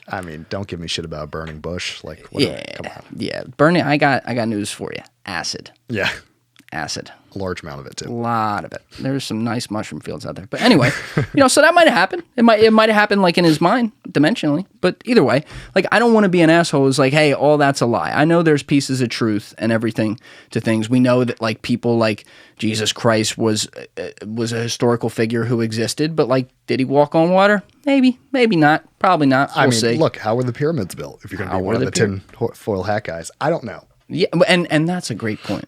What makes religion different from a tinfoil hat theory? In theory, like in the scale. Term. Yeah, it's just scale. You have all these assholes who have crazy theories, and at the end of the day, it's a theory because we can't prove it. Yeah, it can't become a law, and that's why I love science so much, especially physics. Is there's so many theories. Everything is theoretical until things. We need to experiment more. That's the fun part of, I guess, existence to me. And that's why I don't try and, it's not, in my opinion, it's not bad being a fence sitter. I like to hear input from every side, whether there's 3 or 7 sides. I like to hear everything and then make my own conclusion. I'll go on CNN, I'll go on Fox. Yeah. And then I say, they're both spinning shit. Yeah, good for you for still doing that. At the end of the day, I still don't give a shit. I just want to be, knowledgeable about some sort of, world events. It's just, people have to be open. Now, here's where it's an interesting place for you to bring this up, though. You talk about you believe in science. And, like, I've spoken with you a lot. I agree with you. I think that's what you're all about. You believe in science as science is defined to be, which is question everything, argue over proof, figure out what the best proof is, and continue iterating over time as new information comes in. For sure. So there's things we may know right now that we're like, aha, later, like, we don't actually know what it is. And that's how you look at it. When the word science, however, is thrown around these days, I think science is the new religion, because everyone who got a fucking D in physics and never paid attention and was probably smoking weed at the age of 13, not looking at the laws of dimension while they were doing it, more likely watching MTV or jerking off. We're doing both. Those are the people, we're doing both, exactly. Those are the people who are throwing around there and getting 30,000 retweets every time saying, trust the science. Oh, God. And it's like, but they don't believe in science. So how do you level with that as someone who you use the term, because you have to? I mean, it's supposed to be a great term. You don't try. What do you mean you don't try? There's enough information out there. If someone wants to be open-minded and learn, we have the internet. There's literally zero excuse nowadays. You can't. You just don't reason with people like that. You don't because it's never a fruitful conversation. But those are the people a lot of times that drive attention. This goes back to the social platform points, because they're a part of pushing that quote unquote science narrative. Not all of them, but in some cases they have been. Won't name names, but they've been a part of pushing that narrative of no, this is the science. This is how it goes. But like, why does it matter, right? Social media is such a very small part of our world, and that's taken. It's taken to the news, and for the people that don't follow social media, which are a lot of people, or news, they're conjoined at the hip. You have things spiral out of control a little bit, but that's also not what necessarily the majority of people think. 30,000 likes versus 8 billion people is a different thing. True, but there's a million tweets behind that have a similar level. And how many of them are real people? Very fair. Glad you asked that. A lot of them are bots and systems that are set up that push, by the way, the blue check mafia, right? It's like Reddit. I've got a few views on Reddit, and I do appreciate Reddit as a platform, even though every subreddit is its own echo chamber. It's good knowing that going in, but it's like the politics subreddit, which is now just a pure liberal subreddit. It's interesting. You don't know who's posting, but it is fascinating. I remember when Ghislaine Maxwell got arrested. There was a account there. It was called Maxwell H or something like that. You're coming for all the smoke today. I love it. Let's go. And everyone considers it a massive conspiracy theory that the account was hers, but very coincidental that the account stopped posting when she got arrested. She was one of the largest accounts in politics and news. And obviously everything she would push was, anti-Trump and, very pro-liberal. But it's interesting seeing that we have this anonymous world in the sense on the internet that you don't know who you're getting information from. That's the scary part for me. I will disagree with the one point you made at the start of that I think is also the one we need to talk about, because it drives, well, doesn't drive it. It considers what is it that drives everything? What is it that drives results politically, geopolitically, socially, internationally, whatever? And that is sentiment. And so, do I agree with you that there are plenty of people who just don't participate in that world? Yeah, actually more than you, because you're still on Reddit. It's not like a true educational. Yeah. It's not like the others where your face is out there and it's like Baker said today. It's like you're probably like Tin Man number 5 or whatever. like I fucked your mom 69. Like all these TikTok accounts. That's probably you.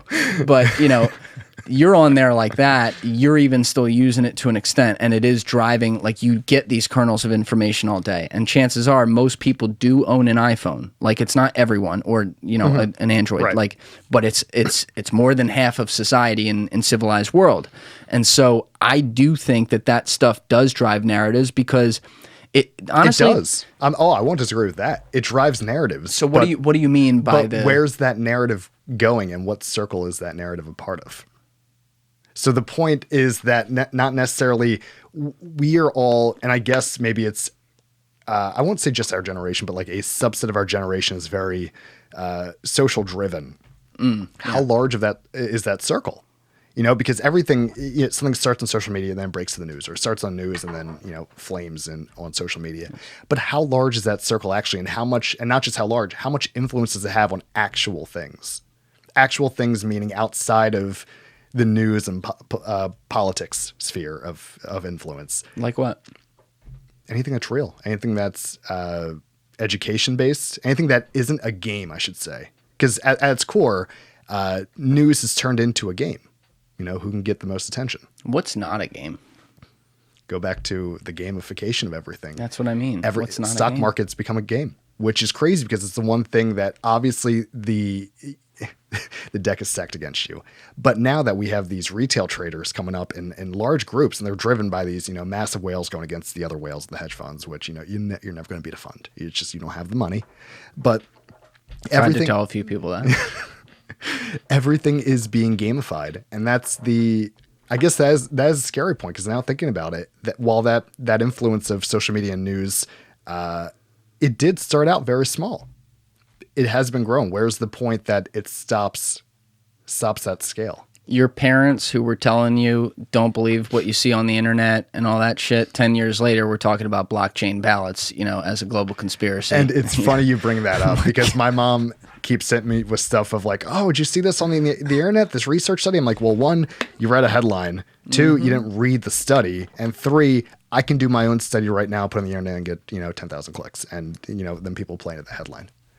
You're believing the shit on the internet now. And that's the truth. And then it starts to, and I think about it all the time because it's like, well, what is the truth? Is it, who am I to say, quote, I'm informed? Because I read 100 different things instead of 10. Like, is there a number to it? And then there's nuance to what you're reading. There's nuance to the things that little kernels in your head that could plant you in one direction that you otherwise don't think about. Like, I was talking with my friend's wife yesterday, and she was going over like nutrition in foods and like pesticides and shit, like all this shit that I don't know anything about. And I would like troll a couple times and throw out these stupid one-liners like, oh, I'm not a pussy or whatever. And then I threw out, I don't even remember what I said, but it was like, no, vegetables are supposed to be X, Y, or Z. And she's like, and who the fuck told you that? And I'm like, I don't know. I read it somewhere. And she's like, you read it somewhere. And then I thought, I'm like, she's right. She's right. Because then and it doesn't matter if she's right on her point. Maybe she is, maybe she isn't. I think right. she might be, but unfortunately. But, like, she's right in the sense that how often do we do that on the smallest things or the biggest things? Like, oh, yeah, I saw this, so it must be true. That's it. That's what happened. Because there's so much information coming at us. That's why I don't talk. One, I don't talk on things I don't know about. Especially things that I really don't know about to the point of like I can, talk about like the back of my hand, which is a very small amount of categories. Everything else, I just take in the information and say, interesting. Okay, well, if it's that interesting and I think about it when I'm heading to sleep at midnight, maybe I'll actually look into it. If not, gone. Do you think people could be as naturally reasonable as you are, though? You're an incredibly reasonable person. I really hope not, because then we wouldn't have fun. You're such a paradox. I think there's one of me in the, if you subscribe to the multiverse theory, we can hop into that. But one of me in this universe is by more than enough than we can handle, I think. I'm doing this sober right now. You're killing me. Yeah.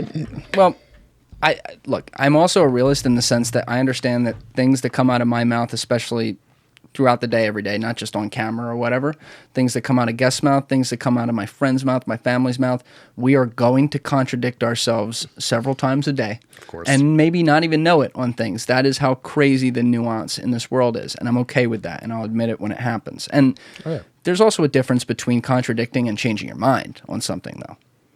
I do that all the time. Right. When someone sits across from me and they present a case on something that previously I would have been like, fuck that. And now they present a great case. And then I look at it myself as well, look at some sources, and I'm like, I feel confident enough to say, I think they're right and I was wrong. And now that's my opinion. Like, we need to have that. And that's another thing, by the way, that gets punished. And when I was bringing up the science is the new religion point, that's exactly what I'm talking about, man. Because it extends, it goes to propaganda, not science. I mean, you saw what happened with this lab leak theory. I knew about the lab leak fucking in March 2020. Oh, yeah, But if I had tweeted about it, I was a racist, but I wasn't a racist if I said a person from China ate a fucking bat. That wasn't racist. You know what I mean? There's this cross between social and knowledge. And that's what scares me, because they hide it underneath an important word like that. Right. We live in extremes, at our core, we're most of people are binary people. And I'll obviously not talk about the gender aspect of that, but the fact that you're a 0 or a 1, you play on a spectrum, and you have the extreme, you have the extreme. Yes. We should live in the gray, in the middle 98%. It's cool acknowledging the extremes. Outside of that, be open. Just everything comes back to that. And this whole racist thing, oh God, I know. It's a divide and conquer thing, man. And it doesn't mean, my position, it certainly exists, and we definitely have some problems. I think it's like exactly what you say, though. We take problems and we make them far more extreme than they are. I try to pull them back to the middle. Sometimes I do a bad job, I'm not gonna be perfect on guiding the conversation on everything, and I hear it sometimes when I'm in an episode, like, man, I really went hard at this or that or whatever, and like I'll get better over time. That's my hope. But overall, at least 30,000 foot in the air view, I do really believe that's what we do. We take it farther than it is. And instead of saying like, hey, we might have an okay system or a good system on something and it needs X, Y, and Z improvements, let's do that. We say the whole thing's fucked and let's tear it down. It's like, well, I mean, we're in this instant gratification era. And people also don't want to be wrong. If you're not wrong, how do you grow? I don't know. I'll take a step away from saying I love being wrong, but I kind of do love being wrong because then, hey, I learned something. And that's what matters, because if you're not growing and evolving, what's the point of anything? But then you inject it into something really emotional. It's very hard to do that, especially when you have a public skin in the game on it, whether that be something like a tweet or your literal identity. People are too emotional. Agreed. I think that too much pragmatism and no emotion is a problem. For sure. I think too much emotion and not enough pragmatism is a problem. Gray area. Yes. But like you mentioned, you have family in Israel. You said? I do. So here's a great example right here, because like on the Israel-Palestine thing, which is as old as time, I don't make a lot of friends on that because I'm not anti either of them. Right. I understand their positions and I feel horrible. I think Israel, everyone around them hates them and tries to blow them off the face of planet Earth every day. Of course. That country was formed after the world failed the Jewish people and allowed. I'm not going to say that they knew the extent it was going to go, but the signs were there and they did nothing. Sure. And the world went, oh, fuck.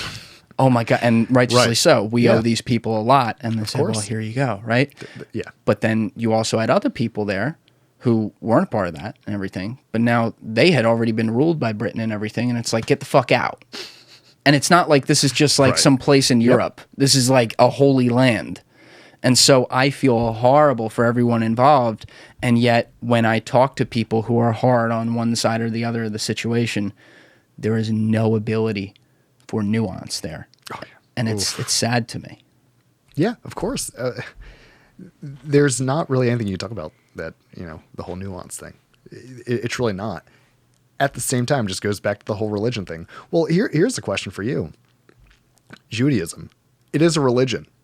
Is it a race? That's a great question. I've thought about that before. And I don't have an answer for you. Because I also don't I don't like defining. I'm one of those. I don't like putting people in a box or whatever. But you got to be evidentiary. Are there different sects like SECTS of Asian races? Are there Anglo-Saxons? Are there black people? Are there people just want to put a label on everyone? Yeah. So it's kind of weird. It's like anything though. People innately feel like they need to understand and compartmentalize each thing no matter what. We see it in music. How many subgenres fall out of rock music? You see it in movies. But people just have to understand, like what you like and don't hate what you don't like. I feel like people don't have that ability. A lot of people don't have that ability. They have to be the correct one. All right, devil's advocate for everything I just said and you just said.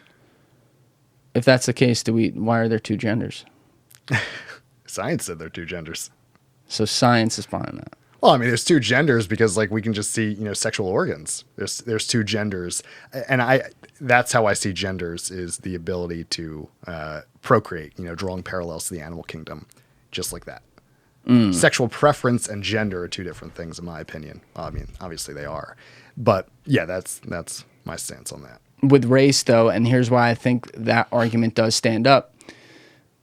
The content of humanity is based on the ability of humanity, not the physical way a human looks. That's why we can have someone who walks this earth right now who's 8 feet tall and another person who's 4 feet tall, right? It happens. Yeah. And it's no different with the skin tone or color of your skin, which has to do, by the way, literally with climate and evolution over time. It doesn't have to do with brain fun. Like in the movie Django, the most ridiculous scene maybe of the whole thing. Remember when Leonardo's taking the skull out or whatever, and he goes, now if I go right here and I smash this skull in 3 parts, you will see a dent right here.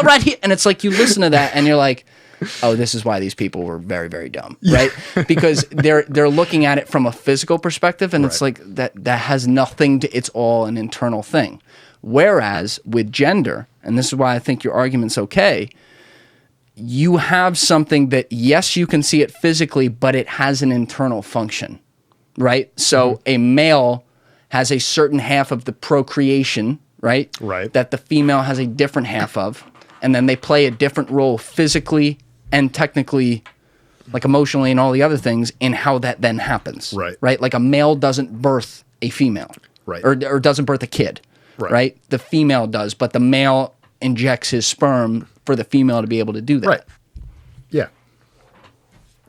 What do you want me to hit on there? I figured you were just going to bat that back, but I don't know. No, you're just in full agreement there. That was full logic there. Okay. Yeah, I don't see anything wrong with that. All right. So that's why I view the gender and the race thing a little different. And I wish, like, it's not for me to say, too, being at the top of the intersectionality curve as a cisgender white male, but it's not. Check your privilege, man. I checked it right at the door, baby. We used to walk into bars, and Mike Spear would like stop you, like you'd walk in, and he'd be like, "Oh," and I'd be like, "What?" And he's like, "Coat rack," and he'd point to the coat rack, and we're like, "What?" And he's like, "Check your fucking privilege, man." And I'm like, "Fuck you." Oh wow. Yeah, we'll throw it back for you. But anyway, like I don't look at that as for me to say on how to define it, because as humans, one of the failures we have is we've had people like Leonardo DiCaprio and Django in the past who decide that, oh, I'm smart, even though they're a moron, right? And then they inflict the worst of the worst on other people. You know, so it is a topic of conversation that's important. I do dream of a world, though, where no one ever fucking noticed it. It's not going to be in my lifetime. But, I don't think we'll ever get there. I don't know that we will. But, like, that's a good thing about humanity. We shouldn't have to. You should have the right to think and say whatever the fuck you want, so long as you're not, aggressive and in someone's face about it. You want to think that there's a pasta god in the sky and that all black people are bad or all Jews are bad? That's your right. Sure. It is your right, and you should be defeated with logic. Right. And you're wrong. Yeah, exactly. Yes. And that person would be wrong. But, so long as they're not going around murdering people or, doing anything that has an actual physical impact, digital platforms be damned, that's not substance. Yeah, I'm okay with whatever the hell you want to think, because who am I to tell you what's right and what's wrong? And to tie into someone that would argue right against that and use the example of like in Nazi Germany when the government was saying these things about Jewish people and the build up to that. Mm-hmm. Oh, so that was okay? No, first of all, you're not saying it's okay at all. That's not the point. Ooh. You're saying it's fucking terrible. Oh, yeah. And there's a huge difference there, too. They were the government. They had the ability to silence everyone else. Yep. You are talking about in a free marketplace of people outside the government to be able to be defeated on bad ideas. Right. Completely agree. Yep. If the government started saying that stuff, that's a different story. Get the guns out. I mean, that's end war times, right? Oh, so, I we talked about that on a podcast early on. I had my friend Alex Horowitz in here from 8 Sleep, and he just nailed it on some things where he brought up the Section 230 stuff, and he's like, look, it's their right to do this, but the Pandora's box that's been opened here is that, again, like, I don't think they asked for this. I don't think they were sitting around in rooms in 2003 like, we're going to create the global place for people to think, but they have it now. And the fact of the matter is, and this is why I was disagreeing with one of your points earlier, the main public squares are social. They are online. They're the communities that people go to. And so how do you level with that? It's tough. You don't. I think it's as easy as that. It's just like, that it is what it is. We've seen, generations ago, public lynchings, things happening. It's who can command the respect and the admiration from the most amount of people. And I think that's, and I hope as we become like a multi-planetary species, we are distributed to the point of, extreme people are someplace, and not saying you create a utopia on Mars or, if we terraform any planet, but the ability to disagree in a nice manner, because without that, you don't have evolution. You don't. Without that, the stories of history don't happen. Positive and negative charge. Yes. I think that's what we are made of, and that's what it should be. It's just the extremes. And that's, if you want to be extreme in your own head and, talk about what you want to say, that's fine. You're probably either going to be alone or you're going to have a very small amount of people. But the fact that social media existed, that small amount of people in their basements were able to say, hey, a bunch of smaller people, a small amount of people over there said the same exact thing as us. Let's group up with them in large numbers. And that's where all these different factions form, because it's weird that another paradox, we have two polarized sides that have attention more than ever, but we have subgroups within them that are toxic, and it's crazy. How big are those extremes? We see it, right? We see it in the way of likes and internet points, and we see it in the sense of news. And I'll do air quotes around news because news is to the point where it's mostly opinion based right now, at least, the larger corporations. Because people want something to either massively agree with and defend or massively disagree with and attack. Just like sports and everyone talking about who's the GOAT? My question is, who the fuck cares? How do you get to an answer? You don't. People are going to be doing this thing over and over and over again with LeBron, MJ, Kobe. And we talk about that one example all the time on here in different combos I've had with people. And it's one of the things I took from Kobe's death is I'm done fighting over what these guys do on the court. Appreciate. Right? Of course. I fucking love watching it. Michael Jordan was unbelievable. When I watch LeBron James, he's a physical specimen, the likes of which I've never seen. It's unbelievable what he pulls off. For sure. I'm going to enjoy the shit out of it. And it's important to keep it on the court, because you can disagree with LeBron off the court. You can disagree with how he handled China. You can disagree how he handles a bunch of stuff. And I do. But in a vacuum, LeBron is a hell of an athlete. Unreal. Unbelievable. One of the greatest to ever play the game. And I look at the good and the bad, but off the court too. Be aware of it. He Doesn't does impact my GOAT debate. he does incredible philanthropy. Oof. He's walked the talk with that. It's an amazing thing. Everything he's done for Akron and just the country has been incredible. Yeah. Didn't forget where he came from. I really like that. I appreciate that. And so there is a lot of good. I think people get pissed when he gets very what's the word? Adamant politically, almost kind of talking down to people who could possibly disagree with him. But you know what? In all honesty, that's what we've created. If you're on one of the two sides, that's what you do.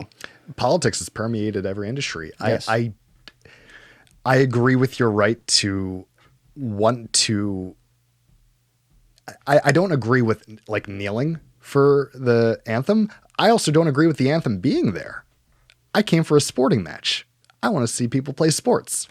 Keep everything out of it. You want to state your opinion, that's cool. It's with the Olympics now. You're repping your country. That's different. Yeah. That's a little different. But I don't know. We become such a charged society, especially politically, and it just permeates through everywhere. And if you don't agree, before it used to be, you don't agree about one thing, we can agree about something else. Now it's oh, you're a Trump supporter. Boogeyman. You're dead to me. That's such a fair take. You know what I'd relate it to? Because people will be like, well, sports is different because everyone knows about it and the people are famous. Okay, do they play the national anthem at the beginning of every movie and TV show you watch? Yeah. I've never. If I go see Metallica, are they playing the national anthem there? Dude, I'll admit I've never thought of this. That's my opinion there. Yeah, and my stance always was free country, do what you want to do, right? I don't like when people are seemingly using a situation to overdo it or make points that aren't necessary. And I'm with you. When it comes to the Olympics, you decided to represent your country. If you don't like it, no problem. Don't go represent them. That's the one place where it's this is a literal expectation. And they're also, you're not, the Olympics brings together every country with a viable population around the world of all different colors and everything. This is one place where white supremacy is probably not going to be a great argument. And it's also a country competition. It's not who's the best individual performer. Yes. It's who has the best athletes. Who does the best? People have a tough time not making it about themselves though in today's era. Oh no, that's what we're all about though. It's sad, and when I talk to guys like you, especially, you know, your conundrum, because you're in the middle of building stuff. You're not like this off-grid fucking ripping a bogue in a back seat somewhere and like, you know, reminiscing on the 70s and being born in the wrong decade. You're one of these guys who's like, no, you're in the middle of building shit, but you also recognize that like this whole public forum, no. Like I don't need to concern myself with that for the most part, which is cool. But, you know, it's still a matter of society being affected by it and changing like our level of narcissism, whether you participate or not. You know, we all have a degree of it. I'll look back on old posts I did and I'll ask myself the question now, right? Why did I do that? Why did I put that up? Was that because I wanted to, or because I wanted to appear a certain way to other people? And that retrospective is extremely important. And I don't have that option. Like I can't go look at posts. I can think about what I was like or what I said years ago.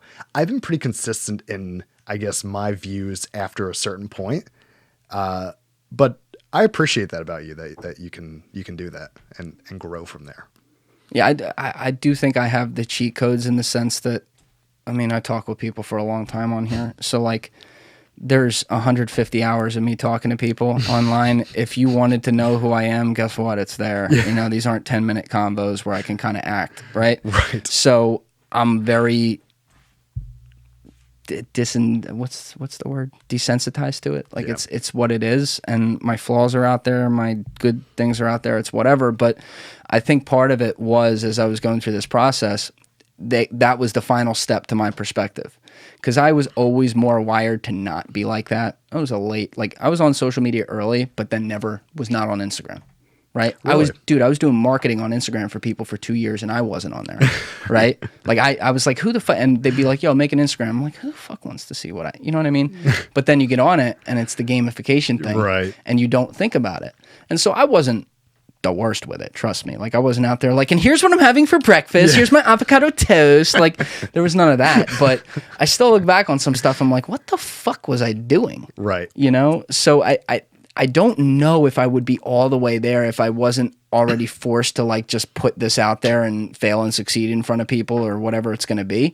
But that's a nice thing to come of it, because I have that. And then I talk with people like you who can have these 30,000 foot in the air views on stuff like this and see the things that are wrong with it. And then it does make you think about, okay, well, what role do I play in it? That level of maturation is extremely important. At the end of it, the role, that is important though. You're right. It's like, what role do I play in it? But remember, the average person, they don't think that far. No. Nor do they want to, because, you know, they're in the highlight reels. That's all they care about. They don't care about life. They care about that highlight. I don't, the thing is though, I empathize with most of those people, especially when I know them too. You know, and I can talk to them when they're not taking a picture with a filter for Instagram or taking a video of whatever the fuck. And it's like a lot of those people, not all of them, a lot of them though, completely fake life on there and unhappy. And, you know, it's the hamster wheel and they don't know they're on it. And you can sit there and try to show them that maybe you should I don't say like, yo, you're on it, but I'll try to like be like, you know, what about this? They don't want the red pill. They don't want the what? The red pill. What's Matrix, red pill, blue pill. Either, you know, you're cool and living in the Matrix, or you want to come out of it and like get some sort of self-awareness. God, I thought you were talking about the other red pill for a minute. But yeah, exactly. Yes, they don't want that. And it's like, I can't tell them what to do. And maybe 10 years from now, they'll still be just as miserable because they're trying to live up to this thing that they can't be. Yeah. And that's exactly. There's an expectation, I guess, set. Maybe a little informally for a lot of people when they go on these platforms and they say, oh, I'm not as good as I should be. What does that mean? People have all their, you know, own answers for that, but it's just an interesting concept of people and how they interact with seeing that stuff.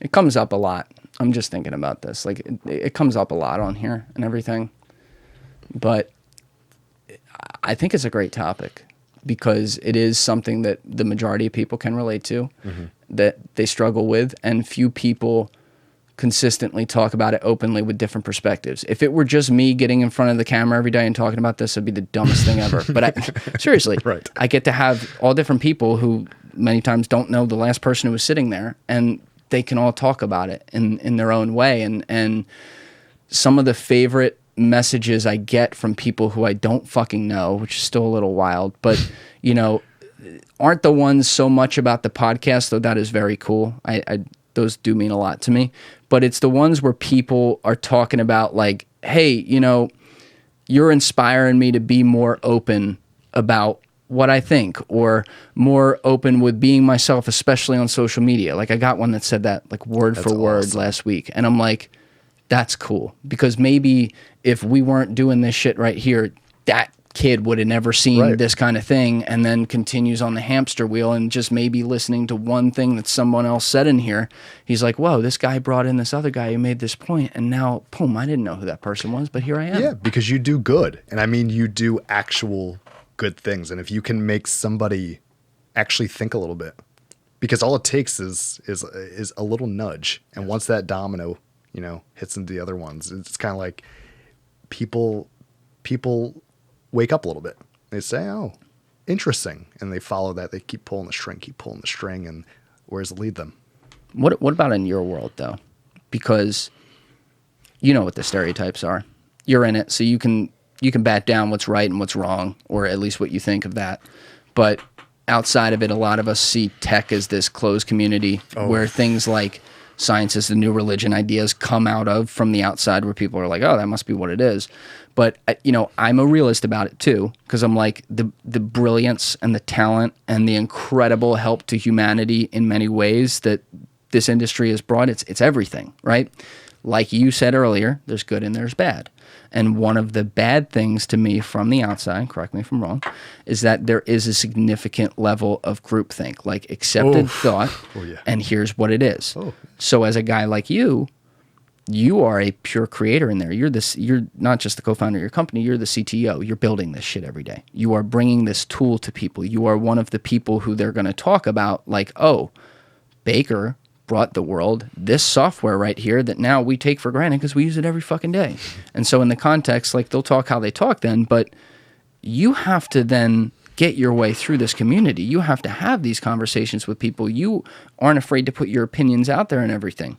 Do you worry about the fact that there is such a level to which things that you say, I mean, you've said it as an aside a couple times today, like, oh, they might cancel me for this, or, oh, you know, whatever. Do you worry about the fact that A, that could happen, and B, it could prevent you from doing what you want to do to bring this thing to the world? Oof. It's a loaded question. It is. No, I try and be authentic whenever I can. And whenever I can, it should be all the time. I don't feel like I say bad things in the sense of hurting people. I don't try and single out people unless they need to be singled out for a reason that isn't based on race or religion or something like that. Good. But I try and foster a culture, at least at the company, that is extremely open-minded. We do roundtables every couple of weeks. Someone suggests a topic and everyone just gets together and we bring outside folk too. I'd love to have you on one of those as well. Would love to. Are you talking about the engineering team? Company-wide. Oh, the whole thing? Yeah, we do roundtables. We started on crypto, went to black holes, just like fun stuff people want to talk about and learn about, because we've got some really bright minds there.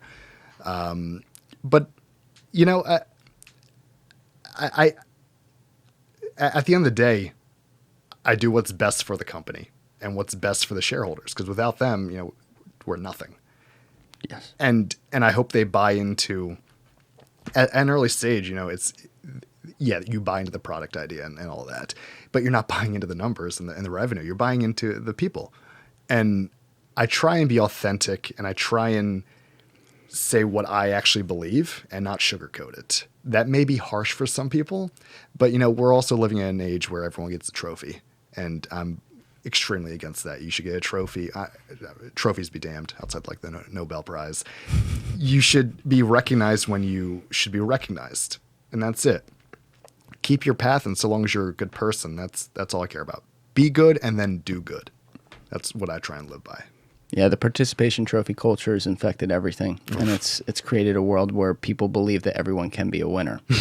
And Not everyone's a winner. Yeah. A lot of losers out there, but in the nicest way possible.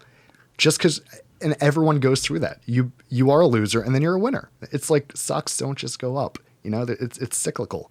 You can lose, but then that should give you the drive to win. But once you win, be gracious, because you know the next thing that happens is you're probably going to lose. Einstein, he won with his, theory of relativity. Awesome. How about after that? A lot of losing. Mm-hmm. And, the conversations with Niels Bohr about quantum physics and, how he was against that. And then, Bohr was proven right about a bunch of stuff. You win, you lose. That's life. People expect life to be a certain thing and linear in a lot of aspects. But it's just not. I can imagine, though, it's, you talk about, your job is to restore value to or create value for shareholders and the people who support you and everything. And that does create, and this is with everything in society within the context of the economy, this is how it works.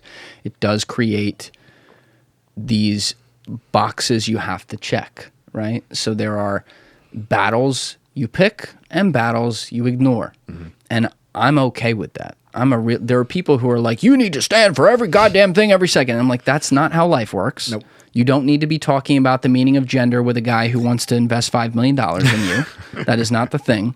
But I am curious when, things do infringe upon something like freedom for you, which is a huge thing. You've expressed that today, talking with you off camera. You're the kind of guy, and I think you literally said this. You're like, on camera today, you want people to do what they want to do, and everything. And there are a lot of people who think they want that for people, but are messaging the opposite. And there happen to be a lot of people like that who work broadly in the tech space.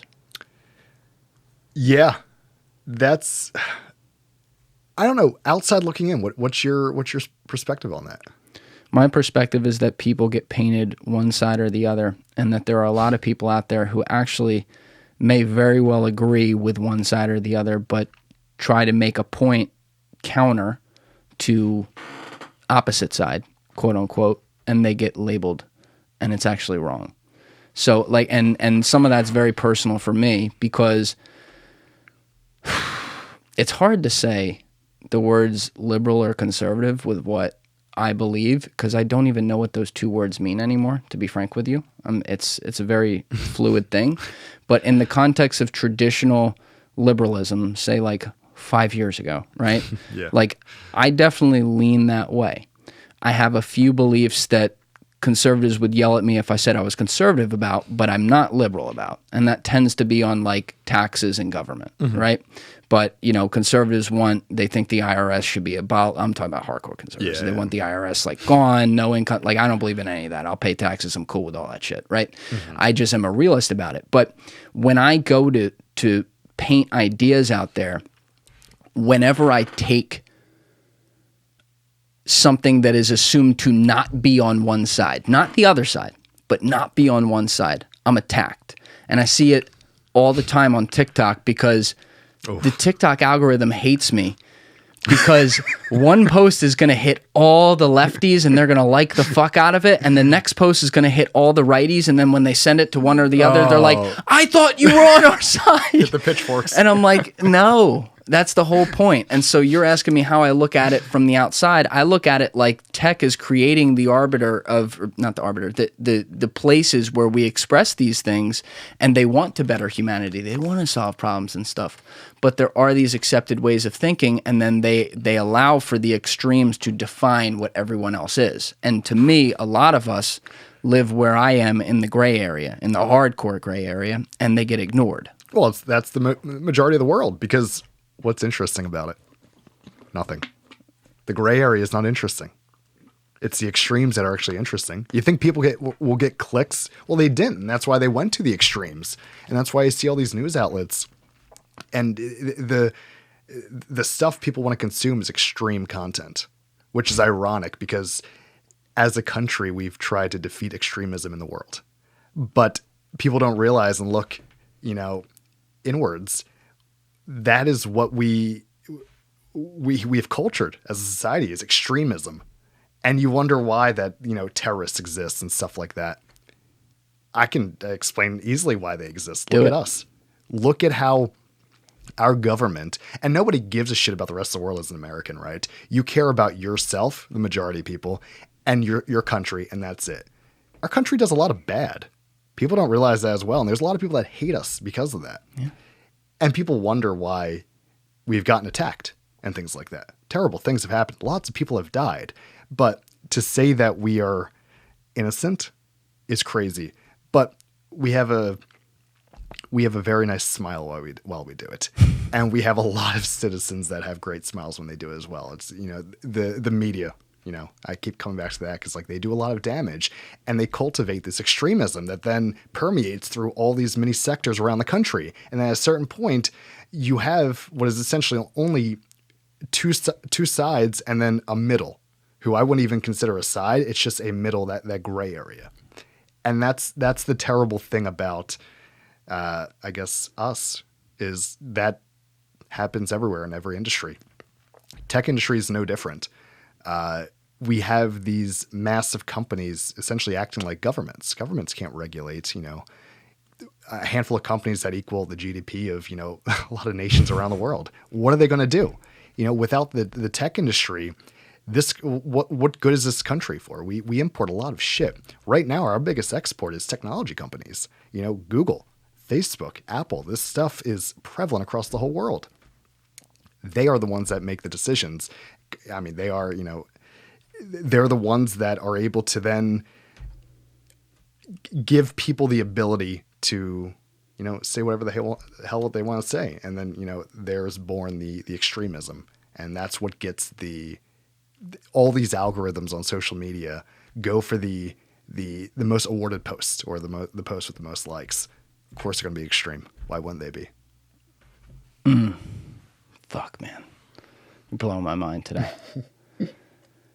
This happens a lot in here because I get a chance to talk to people a lot smarter than me, and they come in here and they say answers to things. I wouldn't say I'm a lot smarter than you.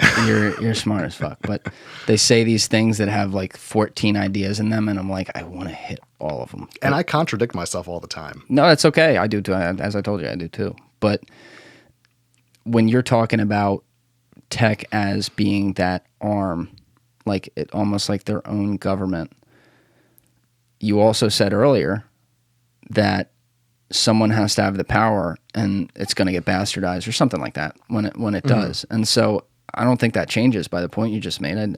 I think that's what it is. And the only thing is when you look at these Googles and these Apples and stuff as tech companies from the US, what does that even mean anymore? Because it's globally scaled, and money responds around the world. You brought up, here's a good example, outside of tech too. Fuck it, we'll go there. Like you brought up the China example with the NBA. This is another one where I piss off everyone because I thought it was crazy, the things that were said publicly by the players and coaches after that where they weren't calling shit out. But I also understood because it's like, well, would you open your mouth to then give up hundreds of billions of dollars that is going to cost your buddies as well? You know what I mean? It's a fine line to walk. Unfortunately, that's a really tough spot to be. But these guys, they're reliant on that Chinese market is enormous. It's a deal with the devil. I mean, look at Daryl Morey, who I'm a massive fan of, and I'm so thankful he's in Philadelphia. I think so highly of him. I think he's a mastermind. And you're a huge basketball fan, massive, right? Yeah, huge Sixers fan. Trust the process, of course. What Daryl Morey did, which is a simple tweet, it just also shows how powerful social media platforms are and how powerful tech is. The fact that China said no, fuck you, and then Daryl Morey was like, oh, okay, and the NBA was like, oh, shit, all right, well, players don't do that, and no one said shit after that. It's another one of those shit or a fart situations because I want him to be able to say that. And I am proud of him for saying it. I didn't even know anything. I thought Hong Kong and Taiwan were like the same thing or whatever. And that's an indictment against our education system. 100%. Yeah, so that gave me, then I looked into that situation, and I still get them mixed up sometimes. But Taiwan's the one that's a country. Anyway, I think that's like 4 times on this podcast. I don't think they like me in China very much. So that's what it is. So, I think it was great that he did that. And then I felt horrible about the backlash. And I also, one thing I don't like is like when LeBron and Harden and some of these guys want to address it. Oof. When there was throwing Morey under the bus, they didn't need to do that. Don't feign ignorance. LeBron may be one of the greatest players to ever play the game. And I won't even say that he didn't go to college, because my views on college are, not great. He's not a dummy. I hate that argument. For him to say that comment, full knowingly, of course, because obviously, like Elon Musk, they are smart people in the sense of they know what to say and what to not say. The fact that he said that, just say, I have no comment.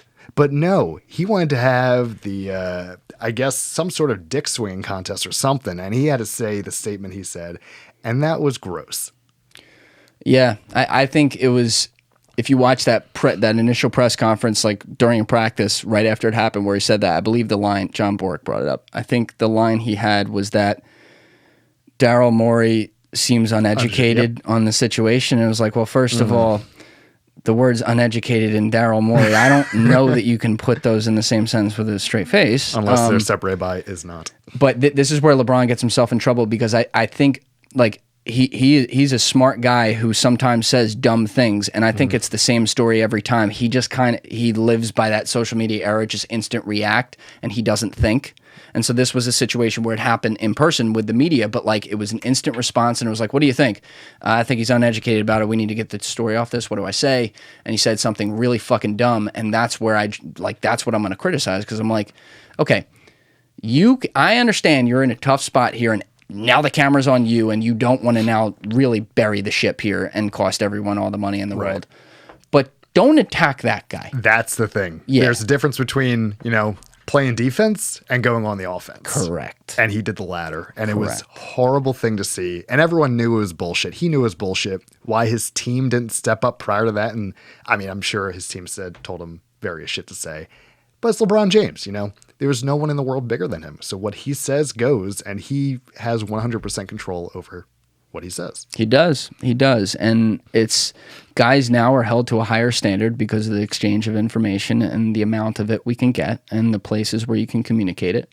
So, it's not fair to compare communication to other generations that didn't have this. Oh, yeah, no, of course not. That I don't do. But that's that's one example of a major league and a foreign power that, has all this shit and whatever. But, it's another overall example of the blurring of lines of borders and how this whole world is interconnected and money is what runs it. Well, because at its core, it's not just a major league. It's a business. At its core, it's a business. It's just like Apple bowing down to China on some things. If you want your product in their country, you play by their rules, which I understand. You may not agree with the rules, and I think that's what people have a problem trying to understand is you play by the rules. You play by the law of the land. You may not agree with it. If you are, that against it, don't do business there. But at the end of the day, money runs everything. That's where the utopian thing, though, comes in for me. Because in theory, you're right. We shouldn't be, if you don't want to play by the rules of somewhere else that you decide to be in, good, don't play by the rules. But it's much easier for, say, Google to quote unquote take a stand and leave Google China when they weren't making any fucking money there versus Apple leaving China one day when, by the way, China produces all their parts at a low price so that we can actually afford these goddamn things. And secondly, they have an enormous market. Right. You said it yourself, and it's true. And I don't disagree with it. There is a responsibility. You have to serve the shareholders. You can't be like, fuck that. I'm going to be a hippie today. It's not that simple. So I push back in the sense that, that's where I don't have a good answer for you. Period. I don't think there is one. I genuinely don't believe there's a good answer or an answer that satisfies people, all people. Right, because a good answer is all relative, but the satisfaction of people receiving that answer is the hard part. Because at the end of the day, you're right. Businesses, they can do good. And to rope Apple in there, privacy is a very big thing. Here we go. And I really appreciate Apple taking that stance. But if it wasn't for all the bullshit from Google and Facebook, would they be so adamant about it? I don't know, because they carved themselves a niche of saying, oh, we're the most privacy-focused massive tech company. Awesome. It's also selling a lot of fucking iPhones. Can you explain to people why they have that argument? Like what precautions you did say earlier, this came up a little bit and we touched it. You said that they'll ask permission for things for you to do. So but are there other things too? Yeah, so they'll ask you if a website or an app or someone wants to track information, whether it's, location or whatever. Now there's going to be a prompt that it says, hey, X wants to track you. Are you sure? You can either say yes or no. A lot of the data has been saying a lot of people have been opting out for obvious reasons. And that's why Facebook ran all these ads about, hey, we're trying to give you the best experience and, please, you're going to hurt the small businesses and all that. And it's like, come on, Mark, what are you saying there? Fuck off. You see the video of him a few weeks ago on July 4th with the whole with the flag. Oh my God, you didn't see this? No. The flag of him on Lake Tahoe. When I say I'm not on the internet, I'm really not on the internet. You are dude, this was like Zuckerberg, he got remember the thing, you definitely saw this one a couple years ago, and I'm talking away from the mic, people, that's why I'm far away right now, I'm trying to get it. But a couple years ago when he wore like all the sunscreen on his face where he looked like a ghost. I don't think I remember. You don't remember that? I don't think I remember this. So this was him this time on Lake Tahoe. He was just like, I don't know what the fuck that looks like a submarine on top of the water. But he had I liked it. He had the American flag going, very patriotic. Mark trying to rebrand his image. Look, I'll never say anything bad about Mark. Because who knows? Maybe we'll be under the Facebook umbrella one day. Oh, God. I got my issues with Facebook from a privacy perspective, though I do appreciate them leading a charge in the mixed reality sector.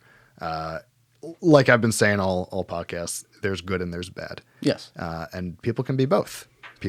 Someone's not just 100% good or 100% bad, unless you have like a legitimate mental illness. Zuck has done an unbelievable job growing a company out of nothing. Yes.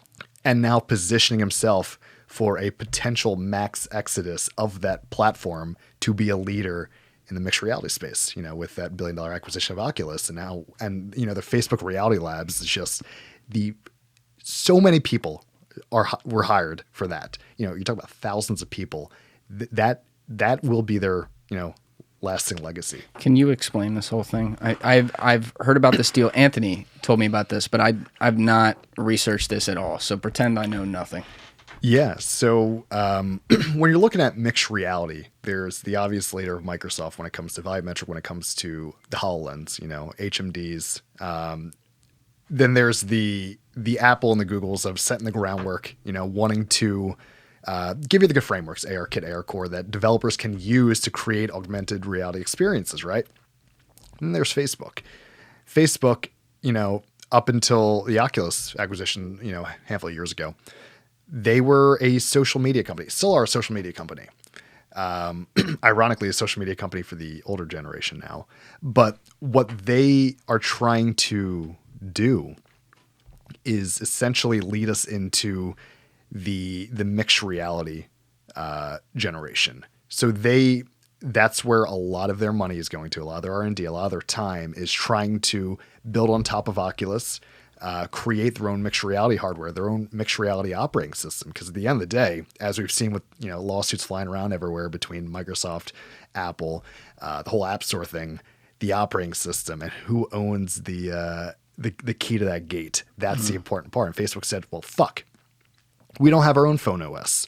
We don't have anything like that. We need to create an operating system. So let's charge forward with the whole mixed reality thing. Let's create our own mixed reality operating system. So when people use Oculus or they use our mixed reality headset, they're going to be using Facebook top to bottom instead of using someone's hardware like Apple, using a Facebook application on Apple, because obviously we've seen what that can bring. And people bitching about App Store fees and all that stuff. So how long ago did they buy Oculus?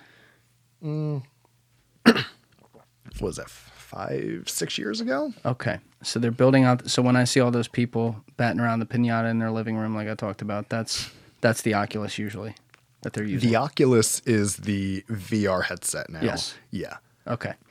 So Facebook is trying to create that world. Which they have one foot in with the Instagram, people, because like they have the AR stuff like Snapchat has, right? So Instagram and Snapchat are big competitors. Snapchat just made a $500 million acquisition of a Wave Optics, a hardware company, to create their spectacles and whatever their final AR glasses platform will be.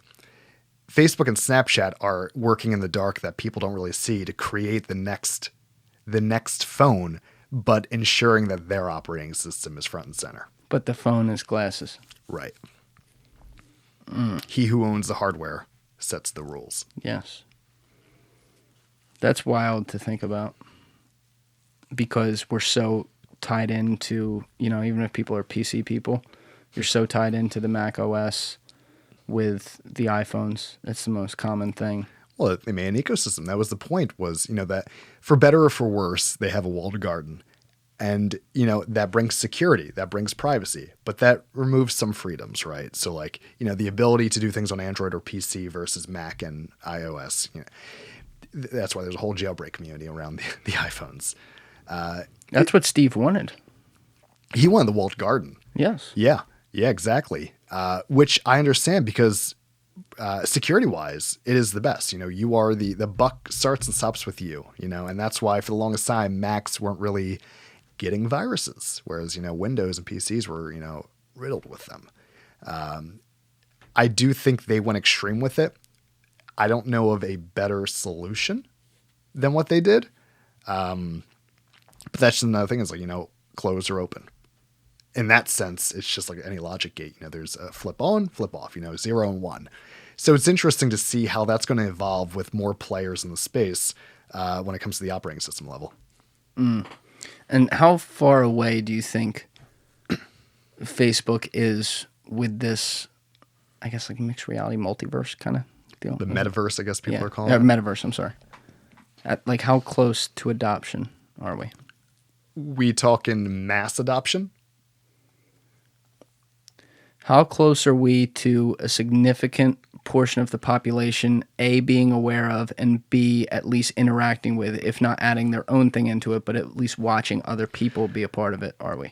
We've already hit the ladder, everything with filters and everything. That's just step one. That's dipping the toe in. I think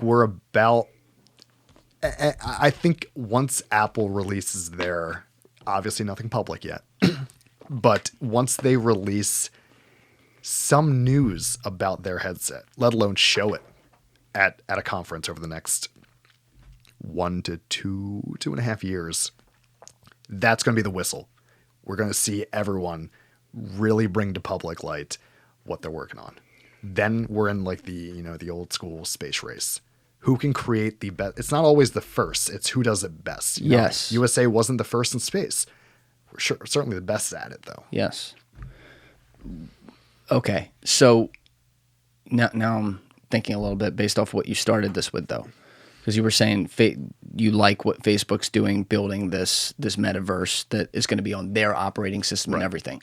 But obviously, as you just pointed out, Apple is working on the same thing in their operating system. So they are just directly competing with that. And hypothetically, Apple could end up winning this and making what Zuckerberg's doing irrelevant.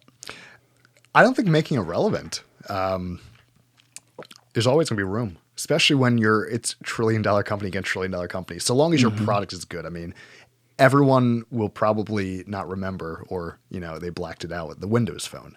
Microsoft tried to make a phone, and it was not great. Oh, I remember.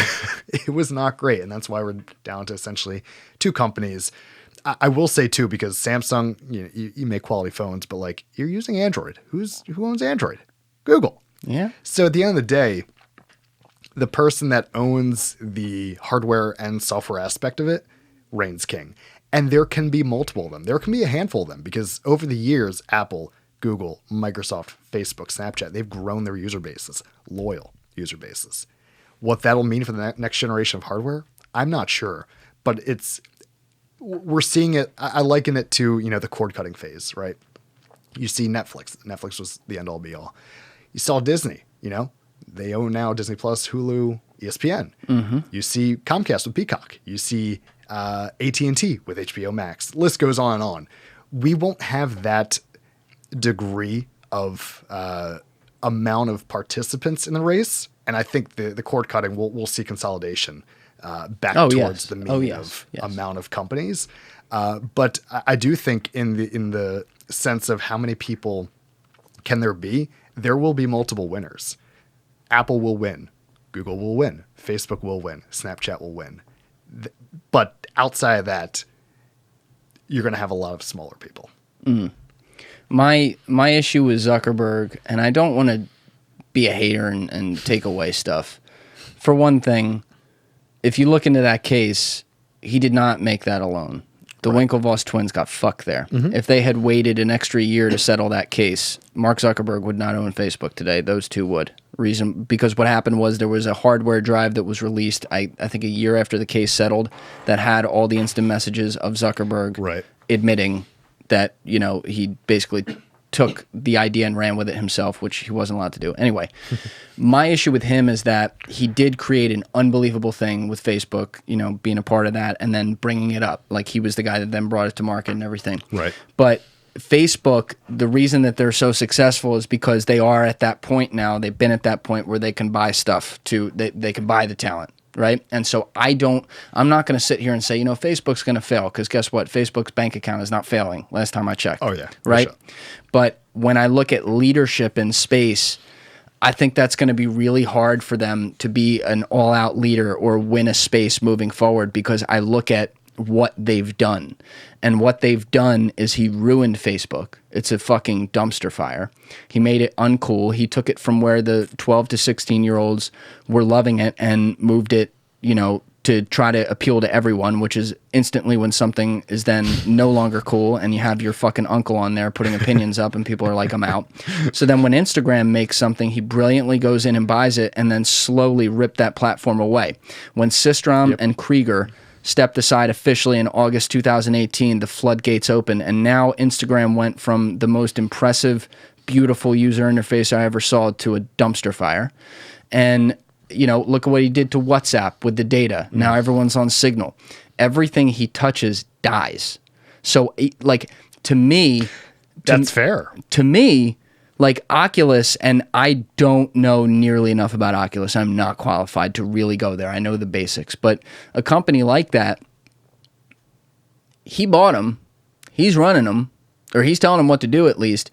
There's no reason he can't ruin that. And the fact of the matter is, I used to hit Apple for after Steve died. I'm like 2-3 years after he died, I'm like, man, they don't have any innovation. They're just building on top of what he did. And to an extent, that's kind of still the case. Still is. But they brilliantly are creating, there's some things I think they're fucking up, like some simplicity things. But for the most part, they are brilliantly iterating, and they're putting themselves in a position with a war chest where they're going to be able to get the next Steve in there and let him tell them what to do. I don't see that culture at Facebook.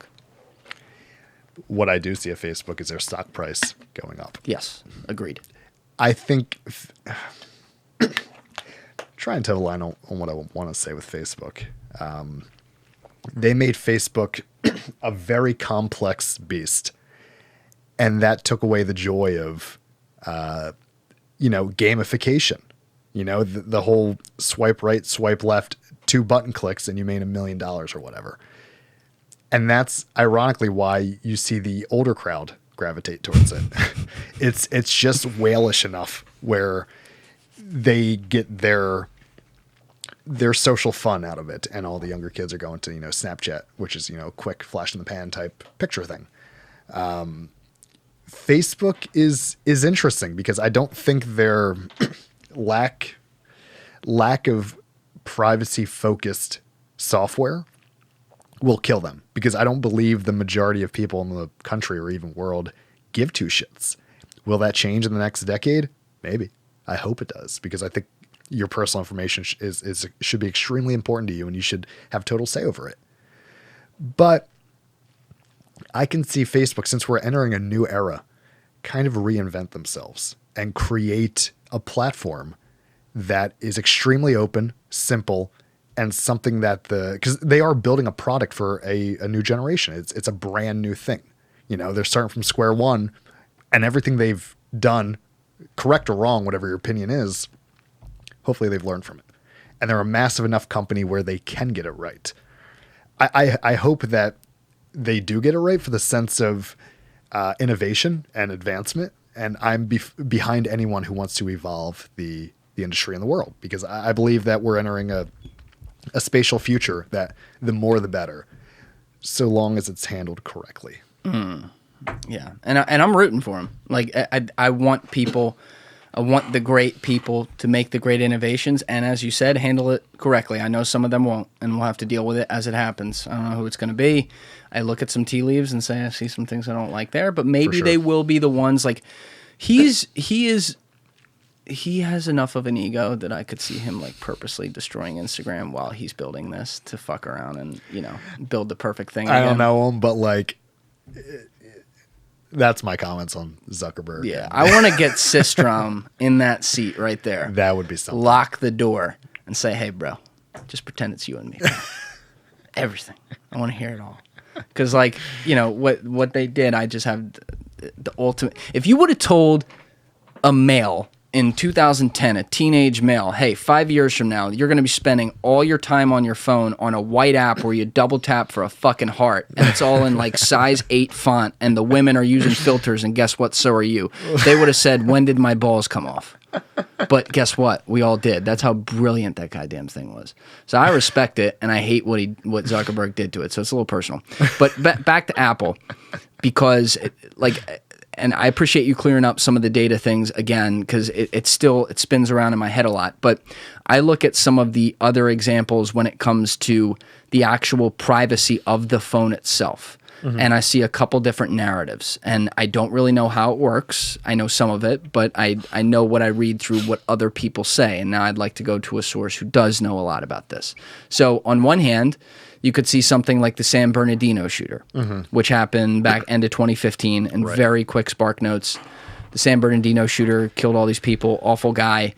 The government was asking Tim Cook to unlock his iPhone.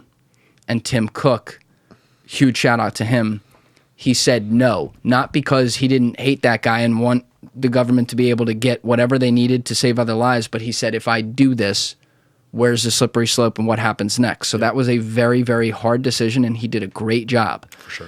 The other end of it is when we've looked at the government's power, and we've mentioned Snowden in passing a few times today, but let's just go straight down that. So what Snowden was talking about with the government being able to spy on everyone has to do with legislation that was passed and things that were basically cutting around the law and breaking the Constitution to do it.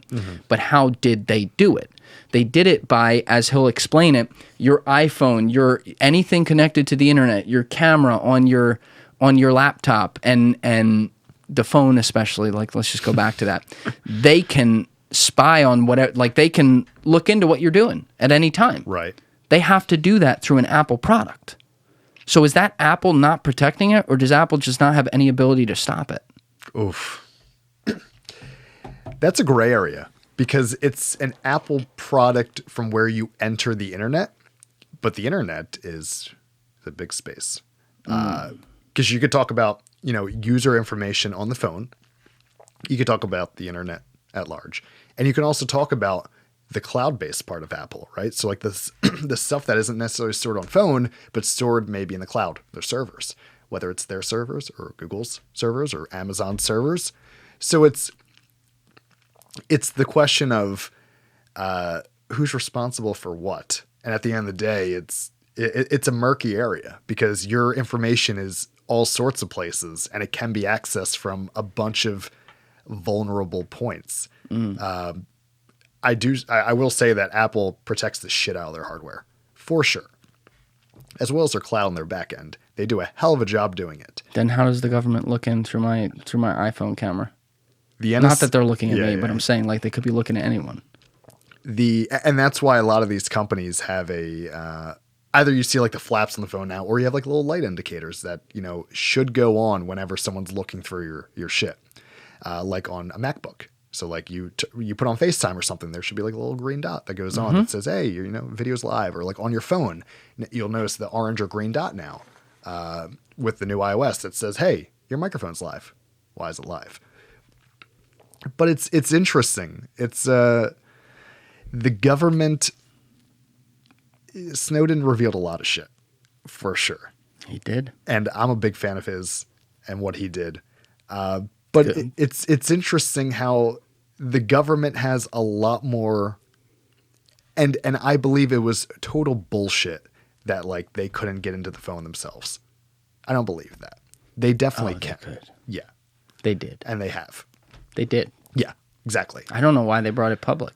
Because they wanted to make a point that we are the decision makers here. Apple, you bow to us. And Tim was like, nah, yeah. Wait, no.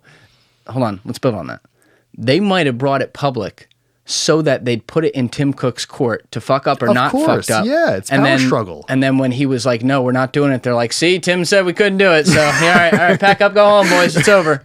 Whereas in reality, things are only public at that scale when they want it to be public. Yes. Obviously, that was a strategy on the government's end that they wanted it public because they wanted to set a precedent. They set one for sure, but that just grows a distrust in them. Whereas Apple said, you know what? We are not the government.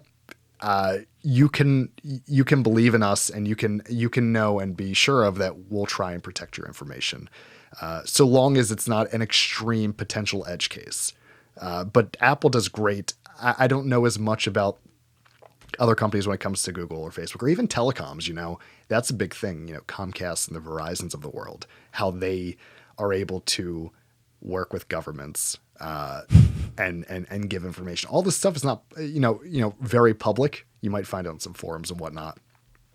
But at the end of the day, for most of the companies or a lot of the companies, they're okay collaborating with the government because the government, and that circles back to like, why are there so many loopholes in tax code and stuff like that?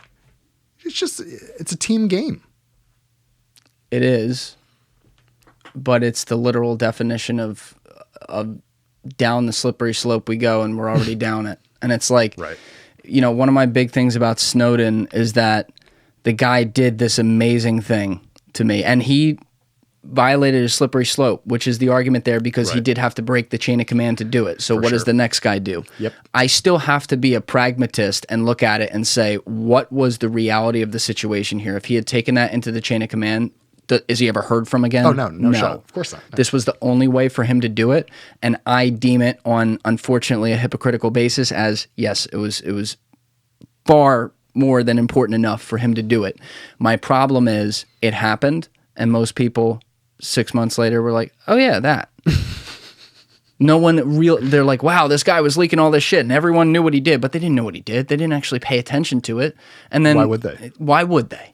It's like cows to the glue factory, man. And, I feel like it's almost in vain what he did because they've only expanded upon it. We've seen it.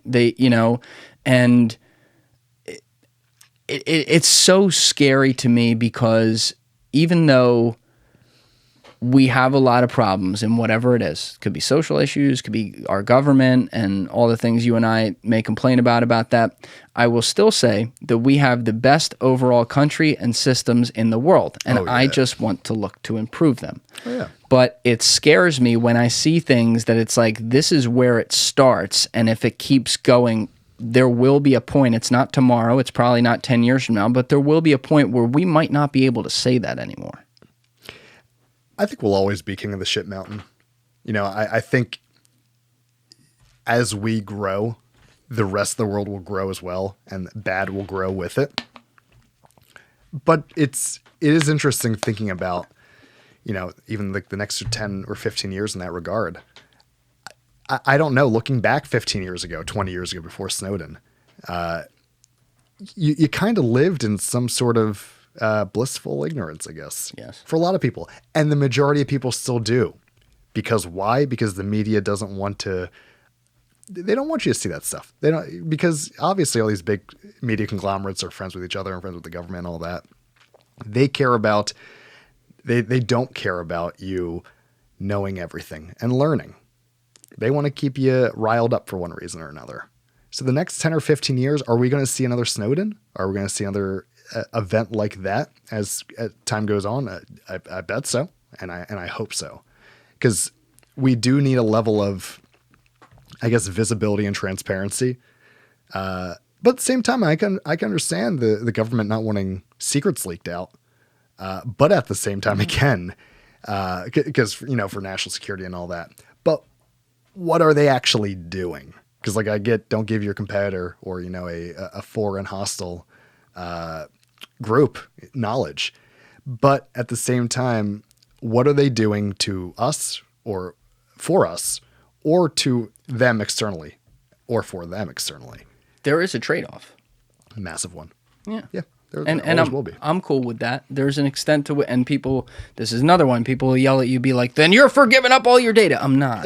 Extremes. But there is extremes. There is a trade-off. And I might add another thing that is not said nearly loud enough that he deserves a ton of credit for is the precautions he took in this release were fucking brilliant. Oh, yeah. To this day, even the people in government who hate him the most, they cannot say that a single death happened because of what he did. Incredible. And how it's unbelievable. Yep. So he wasn't just some jerk off like, here's my hard drive, go. He was tactical about it. And so I respect the hell out of it. But yeah, like, will we need another one? Yeah, we will.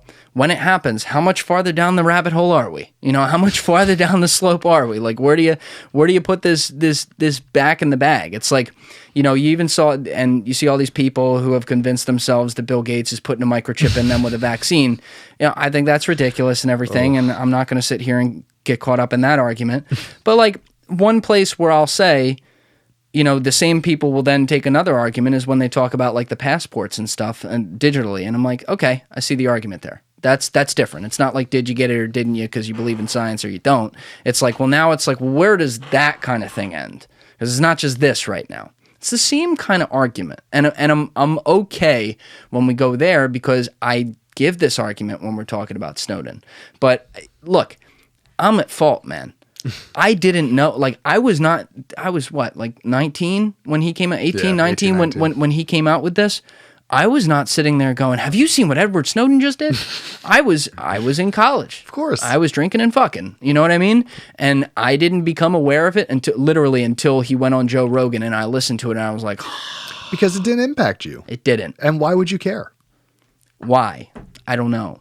But that's hypocritical, you know? And now I'm like, I want everyone to know about it and whatever. And I see so many people who still don't because there is some sort of a light on it. And that's why I try to be like a realist with where the data trade-off is. Like, I know we got to give up a lot. And there's an extent to which I'm okay with that. But where do you draw the line? And then where do you draw the line on who handles it? And like one of my other friends, who I won't say who or where, so people take this how you will, but I cannot put anything on it. He's someone who would know, put it that way. But he talks about how there's a button, like, and he's exaggerating there, but he's like, there's a button that the government has, back door to all these companies, and if they want it, they got it, and the companies are aware of it. And it's like, okay, as long as it can't be used in a court of law, fine.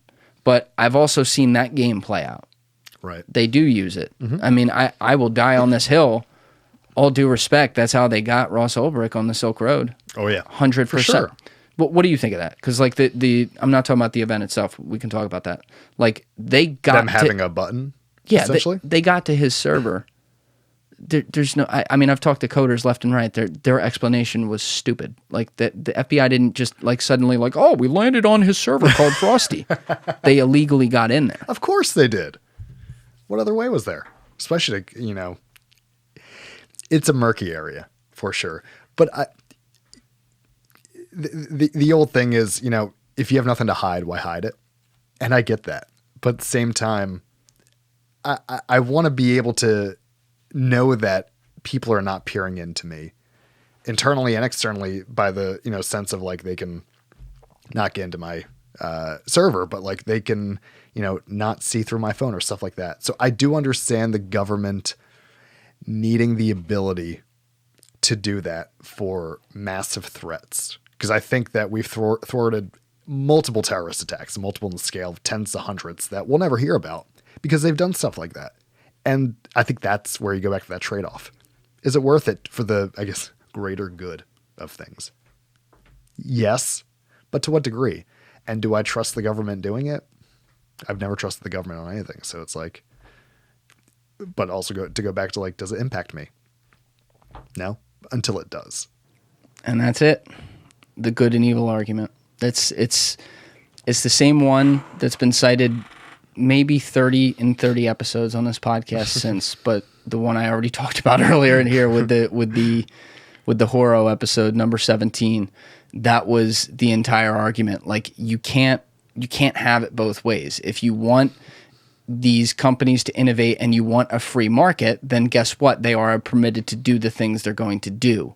But if you are so worried about, the tamping down on speech, so to speak, and data privacy and things like that, then there's things that aren't going to happen. And that's why I'm stuck in between it, because I see the upsides and downsides of both. And I don't really have an answer for you, but I do like to hear about where companies are making some effort, and then what I care about is, can governments use that? And let me take that a step farther. I worry less about our government and the power to use tech against us, because yes, it bothers me that they can get away with things like the Silk Road thing, but let me play devil's advocate, and let's say, even though I'm a Ross supporter, Ross did have to go to jail, right? Like, oh, yeah. He did that. Of course. That was not good, and I understand the point he was trying to make, but you can't create an international drug market. Yeah. So, that said, 2 life sentences, the way they did the case, ridiculous. It's fucking insane. For sure. So, I can look at them knowing that, hey, the final result is we're going to get this guy, and that's good. But then the slippery slope of them doing it there, where else do they do it? Same argument, right? Mm-hmm. Despite all that, with our government, I'm less concerned. I'm going to get yelled at for this, but it's true. I'm less concerned about where this goes with the generation of tech with our government than I am with other governments, who then can come to our people and do it, right? I want everyone to be free around this world, but I recognize that not everyone is. Well, how is that any different than our government doing that? 100%. And if I were in another country and I saw those patterns, I'd be saying the same thing, and I should. Right. I absolutely should. But like, I think of something that I can definitely say with a straight face clearly is much worse, which is like a communist government in China. Oh, yeah. And I go, okay, if they got access to this stuff in the future, now what happens? Oh, they had access before us. What they've been able to do is, I mean, they're the largest world power. You got 1 billion people. They are. Massive.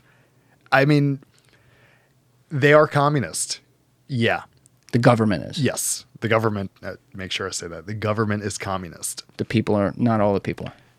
Right. Yeah. And I'd liken that to like the whole Hitler Germany thing, But our country does, outside of treating their own people poorly, the whole Muslim, whatever Muslim thing.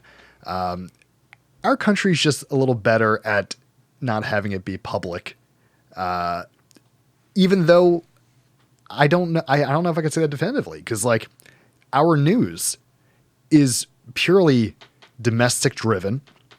We don't even get much news externally, like in the sense of learning about other countries and problems other countries have. Outside of what you see on the internet, I mean, you're not really getting much from, your basic news channels. But what have we done that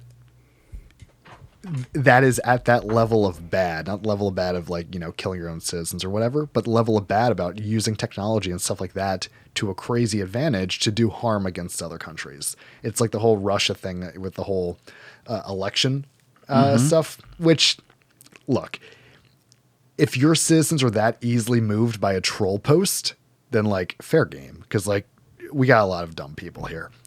They are. Yeah, and they are, you're right. It's just crazy that we are not anywhere near a saint. And there's a reason why a lot of people hate us. And a lot of people hate all world powers, of course, for, one or another reason. But we do a lot of bad stuff. It's just not as public. Or as public in our news. Whereas like if you maybe were, I'd like an external perspective of our country and our government, from another country on the other side of the world, not even like Canada or Mexico, somewhere else. What are their actual thoughts on us based on the information they know? Fair. Very fair. So it's an interesting conundrum. And it's also why like I don't believe in there should be a world police, or B, that we should be the world police, because like who the fuck are we? We're just another country trying to make it, and we have the same, maybe less corrupt government than like, you know, a Taliban or something like that. Yes, definitely. Yeah. Definitely. But like we do our own bad shit as well. Yes. And once again, it comes down to the trade-off, not the trade-off, but like the balance of there is bad. Yeah. There just happens to be a higher level of good in the system here than in other places. So let's look to improve the bad and let's point it out where it is. Yeah. I remember I talked about this a few episodes ago with somebody, but there was a scene in Homeland. You ever watch that show? I have. Not a huge fan, but I appreciate the show a lot. I think it just got too long in the tooth. I think they kept going, and I kind of faded. But some of it early on especially was really good in my opinion. But there was one, I think it was season 4, I forget the guy's name, but there was this one really sadistic terrorist that was the main bad guy in the season. And it's interesting because I know this is a story, but it's based on ideas that exist out there. And I find myself trying to get really into the head of someone like that and why they could think these things. Like I did the same thing with Osama bin Laden all the time, who was very interesting because he was literally from billions of dollars. Right. You know, like it was such a bizarre Extreme situation. wealth, yeah. And so on one hand, I can say, of course, this person's a very evil person, but how did that happen? And there was a line that this terrorist said in the show where it was something along the lines of, America hates what it can't and doesn't want to understand. And that hit to me with what you just said about how we don't report on other things. We report the snippet that's going to like make a headline or like create an opinion. And it's so true because then we just assume that everything we're doing is great or that we're the best or, you know, it's not really that big a deal or how we feel about this issue versus that one isn't going to affect another country and their ability to have an economy or earn money or whatever it is, you know, but that's not true. And so you get like, in order to get people like Al-Qaeda back in the day, you have to create things that piss those people off to a degree that you can't believe that allow that opposite reaction to form. Isn't social media just a microcosm of the whole concept? Yes. I don't see how it's not. Right. That's a great line from that show. Wow. Oof.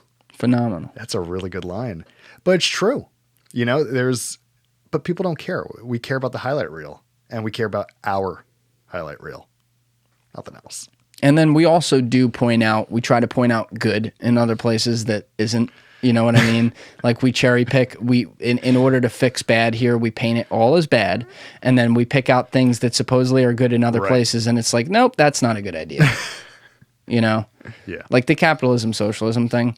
Trust me, I have a lot of critiques of capitalism. There's a lot of issues with it. But I can also say that of the broad systems in the world that have been tried and tested, it's not even close. Capitalism is the best system. It's not even a question. It's not even a question. But because there are some people who legitimately have some gripes with things that capitalism has done to them or to groups of people that therefore have perpetuated things, even if they have an argument there, they then use that argument to say, well, look at fucking Slovakia with socialism, and they haven't even had a war in 20 years. And it's like it's like the minimum wage argument where like, oh, this country did $15 an hour and like their country is like 6 million people and like, you know, a fraction of that's the workforce and a fraction of that is like the workforce who's getting that minimum wage. It's like, oh, well, you know, we got 350 million people here. Going back to like that, the large numbers thing, not everything, it's not a one size fits all thing. You know, universal healthcare doesn't necessarily mean it works everywhere. My views on that are, you know, irrelevant, but you know, there's good and bad out of every type of model. And I think that's the takeaway. Healthcare is another one though. Like I've never heard a good solution on that. No, of course not. No. And I think, I truly believe that the good people, not the opportunists, which there's plenty of opportunists, but I'm saying like the people who are on one side or the other who are like good people, I think they want the right things. What's the right thing though? That's it, man. There's no correct right thing because right's all relative, right? It's true. You know, like there's no, in the eyes of a terrorist, they're doing the right thing. No, who are we to say they're wrong outside of the fact that like, hey, you're killing our people. That is wrong. The reasons they're doing that may be correct to them for some religious perspective or something else, you know, and that's why like we are a terrorist as well. Fuck, that's deep, man. Fuck, that's deep. And yeah, it's putting the shoe on the other foot. It's really... Which people hate fucking doing. They hate it. They want their one shoe and that's it. And they think that they're good at it too. That's the worst part. When people are like, they're convinced that they're so right, that they're the empathetic and emotionally understanding one, and in reality, they're telling 50% of people to go fuck themselves. It's like, no, you know? That's why I don't deal with people. That's what is your dream, man? Because like you're building all this shit. You're young. You've already built something before this, so you've had success, and now it's like the second thing is like the big boy thing. But like, do you look at this like 20 years from now? Are you going to be in there building the next thing, or are you the guy that's going to like sell all his possessions and move to Nepal and never be heard from again? Oof. I mean, I think there's a middle ground there. I'm not going to sell my possessions. I also don't possess a lot, nor do I want to.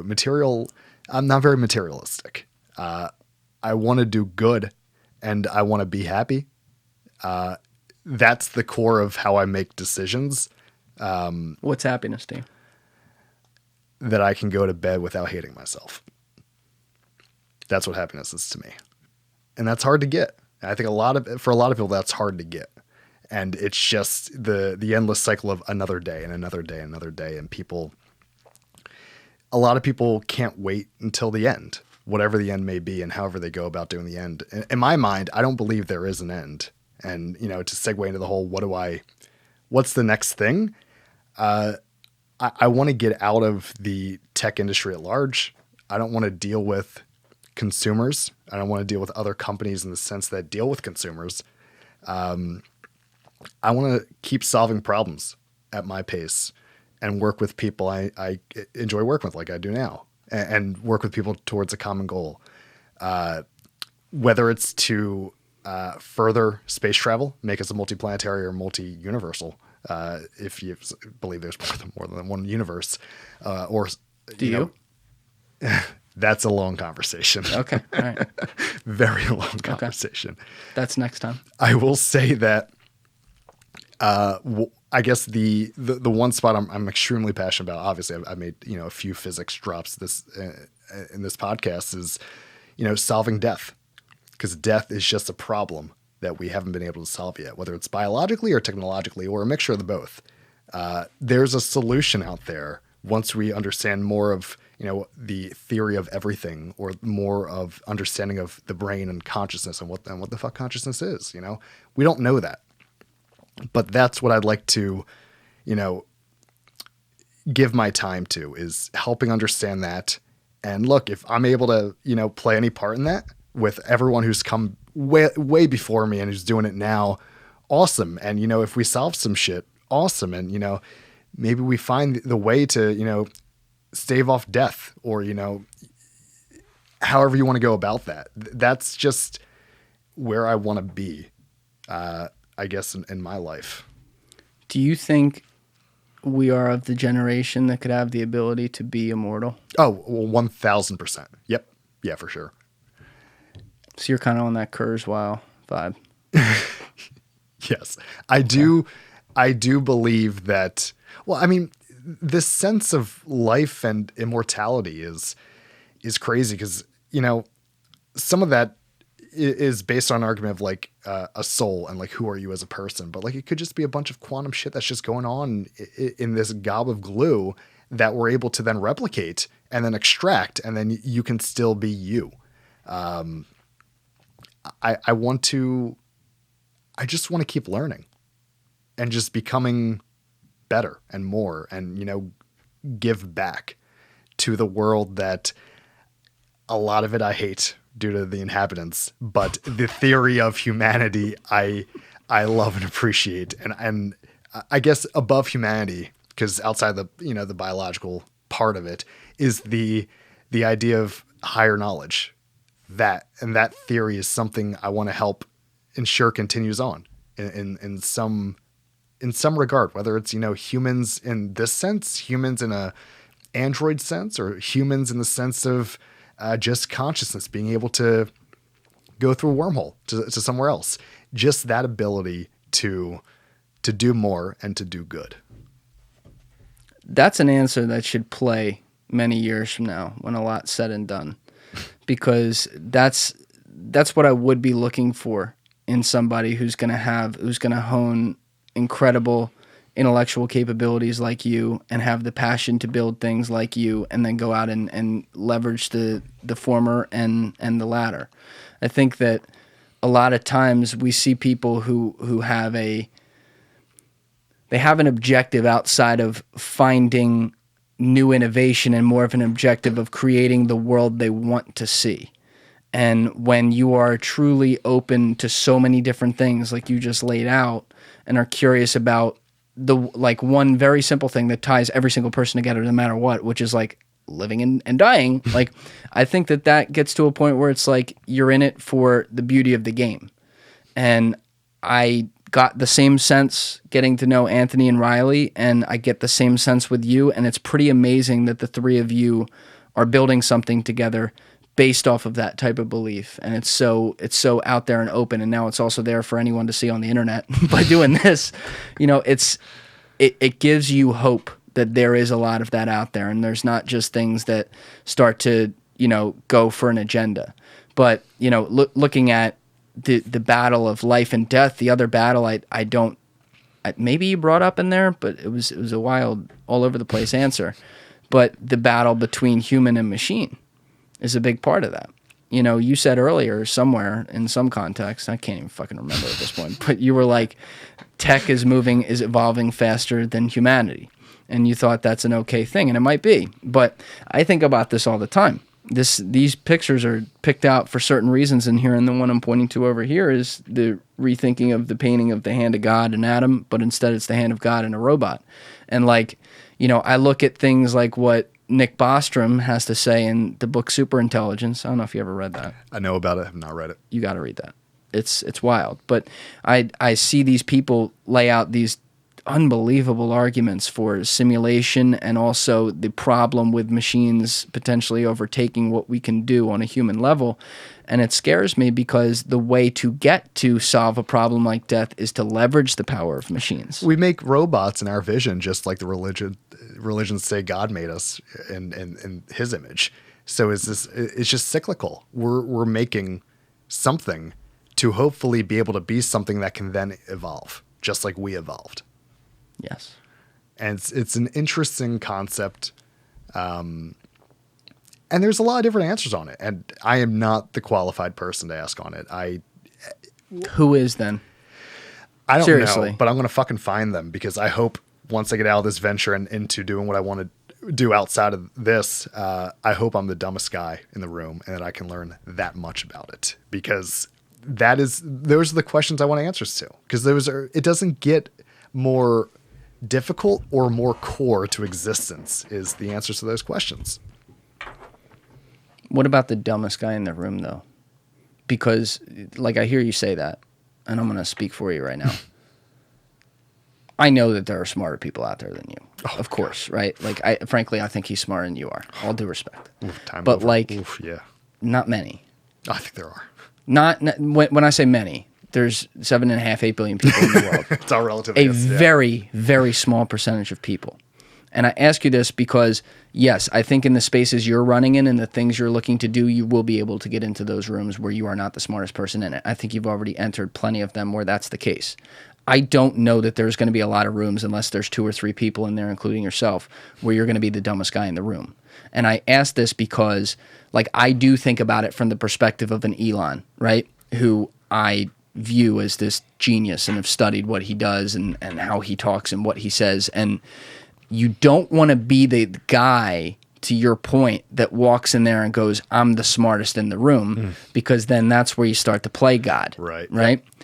But what about when you are? Because I can't relate. I'm not the smartest guy in the room. What about when you are? Is there a responsibility that you can recognize that, and instead of saying, I'm the smartest guy in the room, I know what to say, instead be like, but I can get a lot of other smart people in here, and all them together can come up with shit better than I do. Well, smartest doesn't necessarily mean you have all the answers, right? So the ability to suss out answers along with other at a threshold, there's a level of intelligence a person has to have, but there's outside the intelligence, it's the openness and the willingness that it's kind of like a trifecta of sorts. You want people, that are open to the same concepts of, I want to learn, I want to evolve, I want to be better. Because, intelligence outside of IQ, which I have views on IQ and measuring that, you just want to be in a group that everyone doesn't necessarily think about that. It shouldn't be like, oh shit, I'm the smartest person in the room. Because if that's the case, then that's a room you probably shouldn't be in. Mm-hmm. Yeah, and that's why I ask it, though, because when you get to a certain echelon and you're trying to create certain things, be it the space race, the metaverse race, the fucking death race, whatever it is, you get into those rooms where it's like, well, the reality is someone in here is the smartest, and we're not dealing with who's going to have the best small business around here. We're dealing with the future of humanity. It's a weird thing. I don't really know how to phrase it or how to think about it. But before I do let you out of here, I wanted to get at least a little bit to the space thing that's been mentioned in passing a few times today, because I know you're really into it. I have to check myself on a couple things that I've gotten more interested in, but that I've never had enough curiosity on. And to be honest, that is space. And then another level of it, the more conspiratorial level, would be the aliens thing, which my boy Alessi Alaman has been getting me into that more because he's all about it. Has a great podcast, by the way. I'll get you on there. But, now I'm paying attention to it a little more. But not to go straight to aliens. On the space side of it, it is amazing to me when I go and look at the tech. I mean, I made a mention of it earlier, but when I go to look at the tech we have now versus what we had 20 years ago and how we can take things literally for granted. I mean that in a good way, that we can do. And yet I still kind of hear the same news clippings of we might go to Mars, but it's so much more than that now. Oh my God. Well, it was kind of like Mars was the end game for a lot of people, for a lot of years, but not for the scientific community, right? Mars was just the next step. It's the next launching off point. Mars is cool and all, but there's outside of a massive solar system, a massive galaxy and universe. The idea that, and we do have an insane amount of technology right now. I mean, we just saw rockets landing themselves. What? Yeah. That's crazy. This is, shit out of science fiction from, a handful of decades ago. It's unbelievable, but it's not about Mars. It's about evolution and, becoming multi-planetary to be able to say, okay, what's the next point? Where do we keep going from there? And then I think that's why I bring up the death thing, is because the longer people can survive and live, the more amount of, I guess, intellectual people we have, and the more amount of knowledge is still growing exponentially more the more people you have. So the ability for us to solve some issues that are, potentially blocking the exponential increase of other problems is what I like about technology and solving core issues like death.